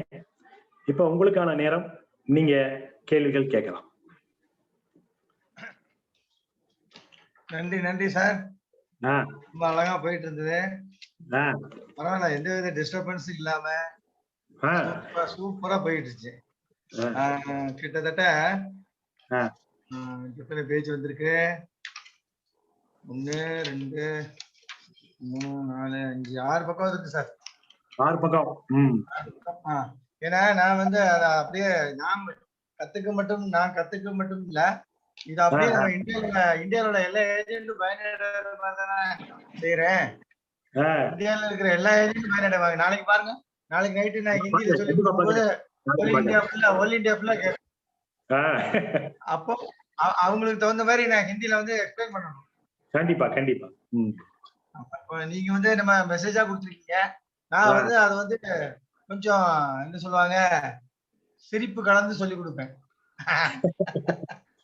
ஸ்டோரி, சிரிப்பு, என்னதாவது கதை, அதெல்லாம் சேர்த்து சொல்லி கொடுப்பேன். அதனால ரீச் ஆகுது, ரொம்ப ரீச் ஆகுது. சீக்கிரம் போகும். கண்டிப்பா. ரொம்ப நன்றி. அடுத்து இது சம்பந்தமான கேள்விகள் யாருக்காவது இருந்தால் ஒரு 5 பேருக்கு மட்டும் அலோவ் பண்றேன். தாராளமா கேட்கலாம். யார் ஹேண்ட் ரைஸ் பண்ணுங்க. நல்ல வேல்யூபிள் கொஸ்டினா கேளுங்க. நீங்க கேட்கிற கேள்வி எல்லாருக்கும் பயனடைகிற மாதிரி இருக்கும். சரிங்களா? ஸோ ஹேண்ட் ரைஸ் பண்ணுங்க. யாருக்காவது டவுட் இருந்தா கேளுங்க. அதுக்காக கேள்வி கேட்காம இருக்காதீங்க, பயப்படாதீங்க. நீ நம்ம குரூப், நீ நம்ம ஃபேமிலி, நம்ம குரூப், அதனால தாராளமா கேட்கலாம். சரிங்களா? பயப்படக்கூடாது. ஏன்னா ஒருத்தர் கேட்கிற கேள்வி மற்றவங்களுக்கு பயனடையும். பயந்து இருந்தீங்கன்னா எல்லாருக்கும் நஷ்டமாயிடும். அதனால தாராளமா கேளுங்க. ஏன்னா என்ன சொல்லுவாங்க, இந்த பட்டுக்கோட்டை பாட்டா இல்ல எம்ஜிஆர் பாட்டான்னு தெரியல, சிரித்து வாழ வேண்டும் ஆனால் பிற சிரிக்க வாழக்கூடாதுன்னு சொல்லுவாங்க. அது மாதிரி நீங்க கேட்கிற கேள்வி யாருக்குமே சிரிக்கிற மாதிரி வச்சுக்க கூடாது. நீங்க கேட்கிற கேள்வி எல்லாரையும் சிந்திக்க வைக்கணும். சரிங்களா? அதை கல்யாணி மேடம் ஏதோ கேக்குறாங்க. மேடம் நீங்க கேளுங்க. சொல்லுங்க மேடம். சார் விஜய் சேதுபதி சூப்பரா போயிட்டு இருந்தாரு. அவரோட அந்த 5 பாலிசி டோட்டலா பாலிசிக்கு இண்டெமினிட்டி பாண்ட் ஒரு பாண்ட் ரெடி பண்ணா போதும்னு சொன்னீங்களே சார். ஆமாமா. அது வந்து புது மெசேஜ். அதுல வந்து டிஸ்கவுண்ட் கிளைம் வந்துச்சுன்னா அந்த டூப்ளிகேட் பாண்ட் எப்படி சார் ரெடி பண்றது? டிஸ்கவுண்ட் கிளைம் வரும்போது பாண்ட் மிஸ் ஆயிடுச்சு.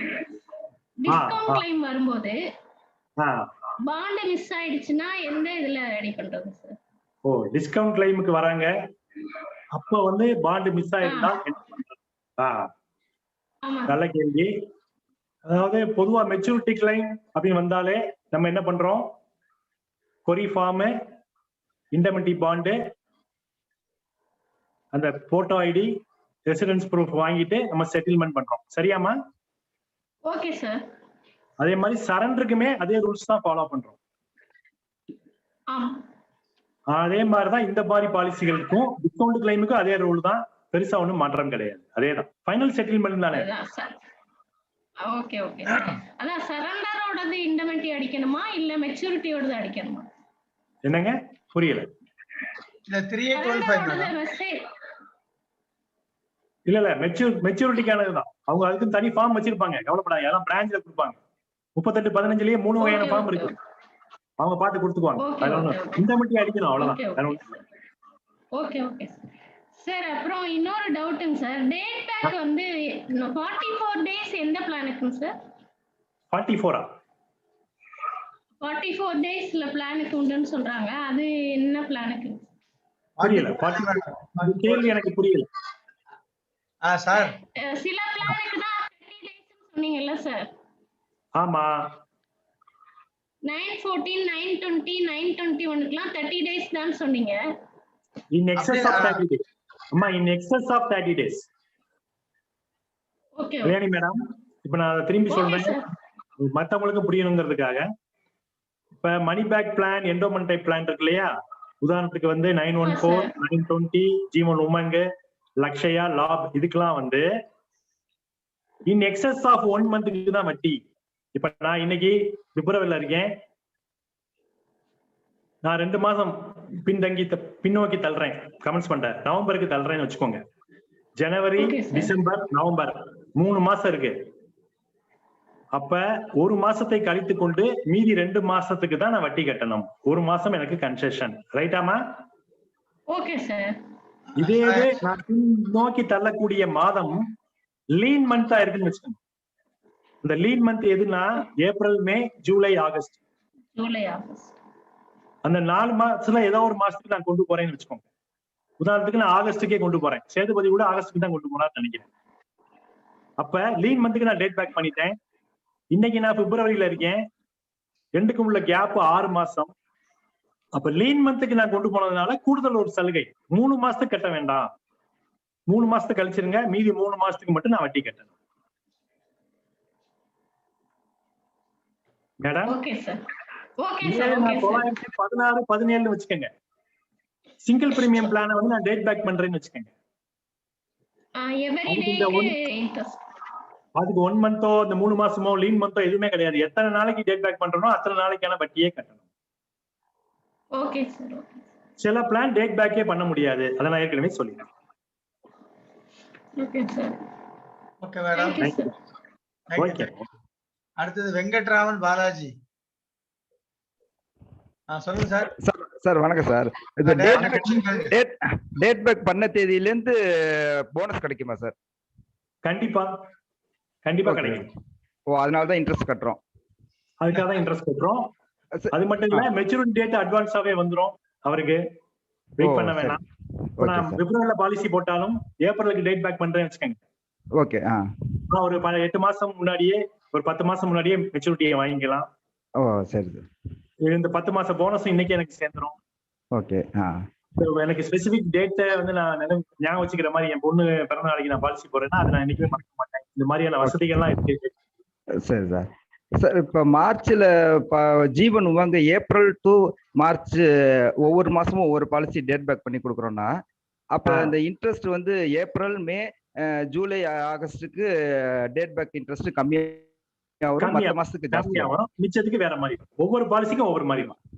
Okay okay sir. Jeevan Umang பண்ணோம்னா அதே போல டிஃபரன்ஸ் வரும்ங்கறீங்க? டிஃபரன்ஸ் வரும் கண்டிப்பா. Okay okay. Thank you sir. Thank you. Okay. Next Tamilmani. Tamilmani சொல்லுங்க, கேளுங்க. ஹலோ. கேளுங்க சார். அதாவது ஒரு கஸ்டமர் வந்து 1 lakh பிரீமியம் கட்டணும் சார், இயர்லி பிரீமியம். 28ஆம் தேதி வந்து நாளைக்கு லீவ் வந்ததுங்க. அதனால வந்து திங்கட்கிழமை போயிட்டு 1ஆம் தேதி வந்து பிரீமியம் கட்டினா இன்ட்ரெஸ்ட் வந்து வேவ் பண்ணலாம் சொல்லிருக்காங்க. அது பண்ண முடியுங்களா சார்? டியூ டேட் என்னைக்கு சார்? டியூ டேட் வந்து ஜனவரி 28ங்க. ஜனவரி 28. என்ன பிளான்? என்ன பிளான்? உமங் சார். புதுசா பழசா? போன வகுப்பு நீங்க பாத்துருந்தீங்கன்னா அந்த கேள்வி ஈஸியா உங்களுக்கு புரிஞ்சுது. இல்ல சொல்லுங்க. பழைய உமங்க புது உமங்க 845 945? பழசு தான் நினைக்கிறேன் சார். 845 தான். ஆமா சார். பழசுனா என்ன கிரேஸ் பீரியட் முடியலங்க. பழசா புதுசா தெரியல. 845 இருந்தா சார். சொல்லுங்க சார். சொல்லுங்க சார். சொல்லுங்க சார்.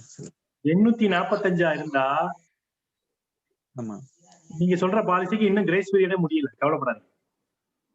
அப்படிங்களா? Okay okay okay. ஆமா, இன்னும் 30 நாள் முடியல. ஆமா சார், முடியல சார். என்னைக்கு முடியும்? 30 நாள் என்னைக்கு முடியும்? மார்ச் 2 முடியுங்க சார். 800 நீங்களே ஆன்சர் சொல்லிட்டீங்க. 845 இருந்தா 945 இருந்தா நீங்க முதல்ல கேட்ட கேள்விதான் முடிஞ்சு போயிடும். 28ஆம் தேதியோட அதை வெயிட் பண்ணலாம். 2 நாள் லீவுங்கிறதுனால. ஏன் வெயிட் பண்றீங்க? இன்னைக்கே பிரீமியம் பாயிண்ட் கட்ட சொல்லுங்க, இல்ல ஆன்லைன்ல கட்ட சொல்லுங்க. சார் பிரீமியம் பாயிண்ட் வரலங்க சார். அத பிரீமியம் பாயிண்ட் தான் ட்ரை பண்ணோம், வரலங்க சார். அதனால தான் பண்ண முடியல சார். ஆன்லைன்ல கட்டுற வாய்ப்பு இருக்கா அவருக்கு? அக்கவுண்ட்ல பண்ணலீங்க சார். கையில பைசா வச்சிட்டு இருக்காரு சார். அவர் வந்து கையில வச்சிட்டு இருக்காரா? கொஞ்சம் ட்ரை பண்ணுங்க. ஆன்லைன்ல கொஞ்சம் யூஸ் பண்ணுங்க. பெரிய 1 லட்சம் பிரீமியம் போது பெரிய பாலிசியா தான் இருக்கும். இதுல எல்லாம் வந்து லாஸ்ட் மினிட் வரைக்கும் இழுக்க கூடாது. நம்ம மாதிரி மக்கள், நம்ம எஸ்எம்ஜிக்கு வர்றவங்களா அட்வான்ஸா இருக்கணும் சார். அது வந்து என்னோட கஸ்டமர் இல்ல. அது பரவாயில்ல. நான் ஒரு ஊக்கத்துக்காக சொல்றேன். முடிச்சிருங்க, எப்படியும் முடிச்சிருங்க. Okay okay okay. Thank you thank you thank you thank you sir. Thank you sir. அப்படி இல்லைன்னா லேட் பீஸ் நீங்க கட்டி கையில கொடுங்க. என்ன டெத் ஆயிடக்கூடாது, அவ்வளவு. ஓகே. நெக்ஸ்ட் வேற யார் கேக்குறாங்க? வேற யாரை கேட்க விரும்புறீங்களா? கொஸ்டின் யாரும் இல்லைங்களா? யாரும் இல்ல போல. ஓகே.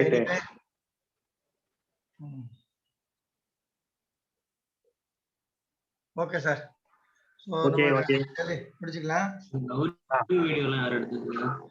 இல்ல சார், கல்யாணி மேடம். ஓகே.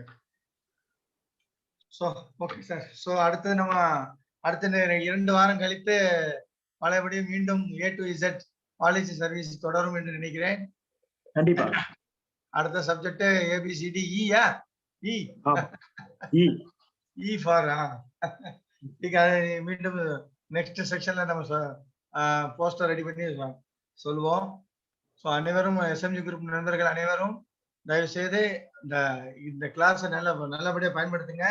அது மட்டும் இல்ல, நீங்க இன்னைக்கு கத்துக்கிட்டத நாளைக்கு உங்க சக முகவர்களோட பகிருங்கள். நாளைக்கு பிரான்ச்சுக்கு போனீங்கன்னா ஒரு வடையும் காப்பியும் சாப்பிட்ற நேரத்துல இதையும் கொஞ்சம் ஷேர் பண்ணுங்க. இந்த மாதிரிலாம் இப்படி இருக்குது இப்படி இருக்குன்னு கொஞ்சம் ஷேர் பண்ணிக்கங்க. நாலேஜ் ஷேர் பண்ணி பழகுங்க. Saravanan sir, Saravanan sir, Saravanan sir. Sir வணக்கம். வணக்கம் தலைவரே. சார் சார் லேட்டா வந்தீங்க போல தெரியுது. ஆமா தலைவரே, கொஞ்சம் வெளியில போயிருந்தேன். கேன்வாஸ் ஒரு 10 நிமிஷம் லேட் ஆயிடுச்சு. 8:15 தான் வந்தேன். சரி சார், சாருக்கு ஒரு 2 வரை சொல்லிருந்தேன். சொல்லிடலாம் தலைவரே. முதல்ல அனைவருக்கும் வணக்கம். இன்னைக்கு கிளாஸ் பார்த்தீங்கன்னா நம்மளுடைய பிதாமகர்களில் ஒருவரான இளஞ்செழியன் சார் வந்துட்டு ஒவ்வொரு வாரமும் இது மாதிரி புதுமையான விஷயங்களை ரொம்ப எளிமையா சொல்லி கொடுத்துட்டு இருக்காரு. இதெல்லாம் நமக்கு தெரிஞ்ச விஷயம் தானே அப்படின்னு தோன்ற விஷயம். ஆனா தெரியாத நிறைய விஷயங்கள் வந்து அதுக்குள்ளார இருக்கு அப்படிங்கிறது தான் நம்ம வந்து இப்ப கத்துக்கிட்டு வந்துட்டு இருக்கோம். சர்வீசிங் அப்படிங்கிறது வந்து நம்மளுடைய ஏஜென்சி முகவாண்மை தொழில வந்துட்டு ரொம்ப முக்கியமான ஒரு பாயிண்ட், ஒரு பார்ட். அது இல்லாம நம்ம இருக்கவே முடியாது. அப்படி இருக்கும்போது அந்த பாலிசிங் சர்வீசஸ்ல வந்து நிறைய விஷயங்கள் வந்து நம்ம கத்துக்கிட்டு வரோம். சின்ன சின்ன விஷயங்கள் கூட வந்து எளிதாக, அதுவும் விஜய் சேதுபதியை வச்சு எடுத்து சொல்லி கொடுக்கறது வந்து ஈஸியா நமக்குள்ளார நுழையிற மாதிரி இருக்கு. அதாவது எப்படி சொல்றது, வாழைப்படத்துல ஊசி ஏத்துற மாதிரி அழகா சொல்லி கொடுத்துட்டு வராங்க. அந்த ஒரு விஷயத்த வந்து தலைவர் சொன்ன மாதிரி நம்ம கிட்ட மட்டுமே வச்சுக்கிட்டு இருக்காம அடுத்தவங்களுக்கும் அது வந்து பயன்படுற மாதிரி நம்ம கொண்டுட்டு போனோம் அப்படின்னா ரொம்ப நல்லா இருக்கும் அப்படிங்கிறதான் என்னோட விஷயம். அதனால அனைவரும் வந்துட்டு பயன்படுங்கள். அதே போல அடுத்தவங்களுக்கும் பயன் கொடுக்குற மாதிரி நம்ம செய்யணும். மேலும் வந்து இன்னைக்கு கிளாஸை வந்து ரொம்ப அருமையா எளிமையாக சொல்லி கொடுத்த நம்மளுடைய இளஞ்செழியன் சார் அவர்களுக்கு ஒரு மிகப்பெரிய நன்றியினை எஸ்எம்ஜி குழுமத்தின் சார்பாக தெரிவித்துக் கொள்கிறோம்.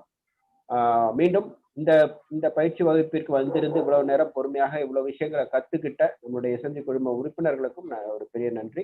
இதை ஏற்பாடு பண்ணி நடத்தி கொடுத்த நம்மளுடைய தலைவருக்கும் ஒரு மிகப்பெரிய நன்றியை நாம் தெரிவித்துக் கொள்கிறோம். நன்றி, வணக்கம். நாளை இரவு கூட நமக்கு வந்து நாளைக்கு கூட நமக்கு வந்து கிளாஸ் நாளைக்கு நம்ம வந்து 8 மணிக்கு கிளாஸ் நடத்துறோம். நாளைக்கு சண்டே அன்னைக்கு லேட்டஸ்ட் சேஞ்சஸ், அப்புறம் வந்து சரல் நியூஸ், வீக்லி நியூஸ் வந்து நம்ம முன்னாடி நடத்திட்டு இருப்போம். அதுவும் நாளைக்கு வந்து தலைவர் ப்ரிப்பேர் பண்ணி வச்சிருக்காங்க. ஸோ சரல் அந்த latest changes, latest changes, circulars எல்லாம் புதுசா வந்திருக்கு இல்லையா? சர்க்குலர் அத பத்தி சில விவரங்கள் அப்டேட் பண்ணி நாலேஜ் கண்டிப்பாக அது வந்து நம்ம தெரிஞ்சுக்க வேண்டிய விஷயங்கள். கண்டிப்பா நம்ம தெரிஞ்சுக்குவோம். நன்றி சார். நன்றி சார். நன்றி சார். அனைவருக்கும் நன்றி. நன்றி சார். நன்றி. வணக்கம். வணக்கம் சார்.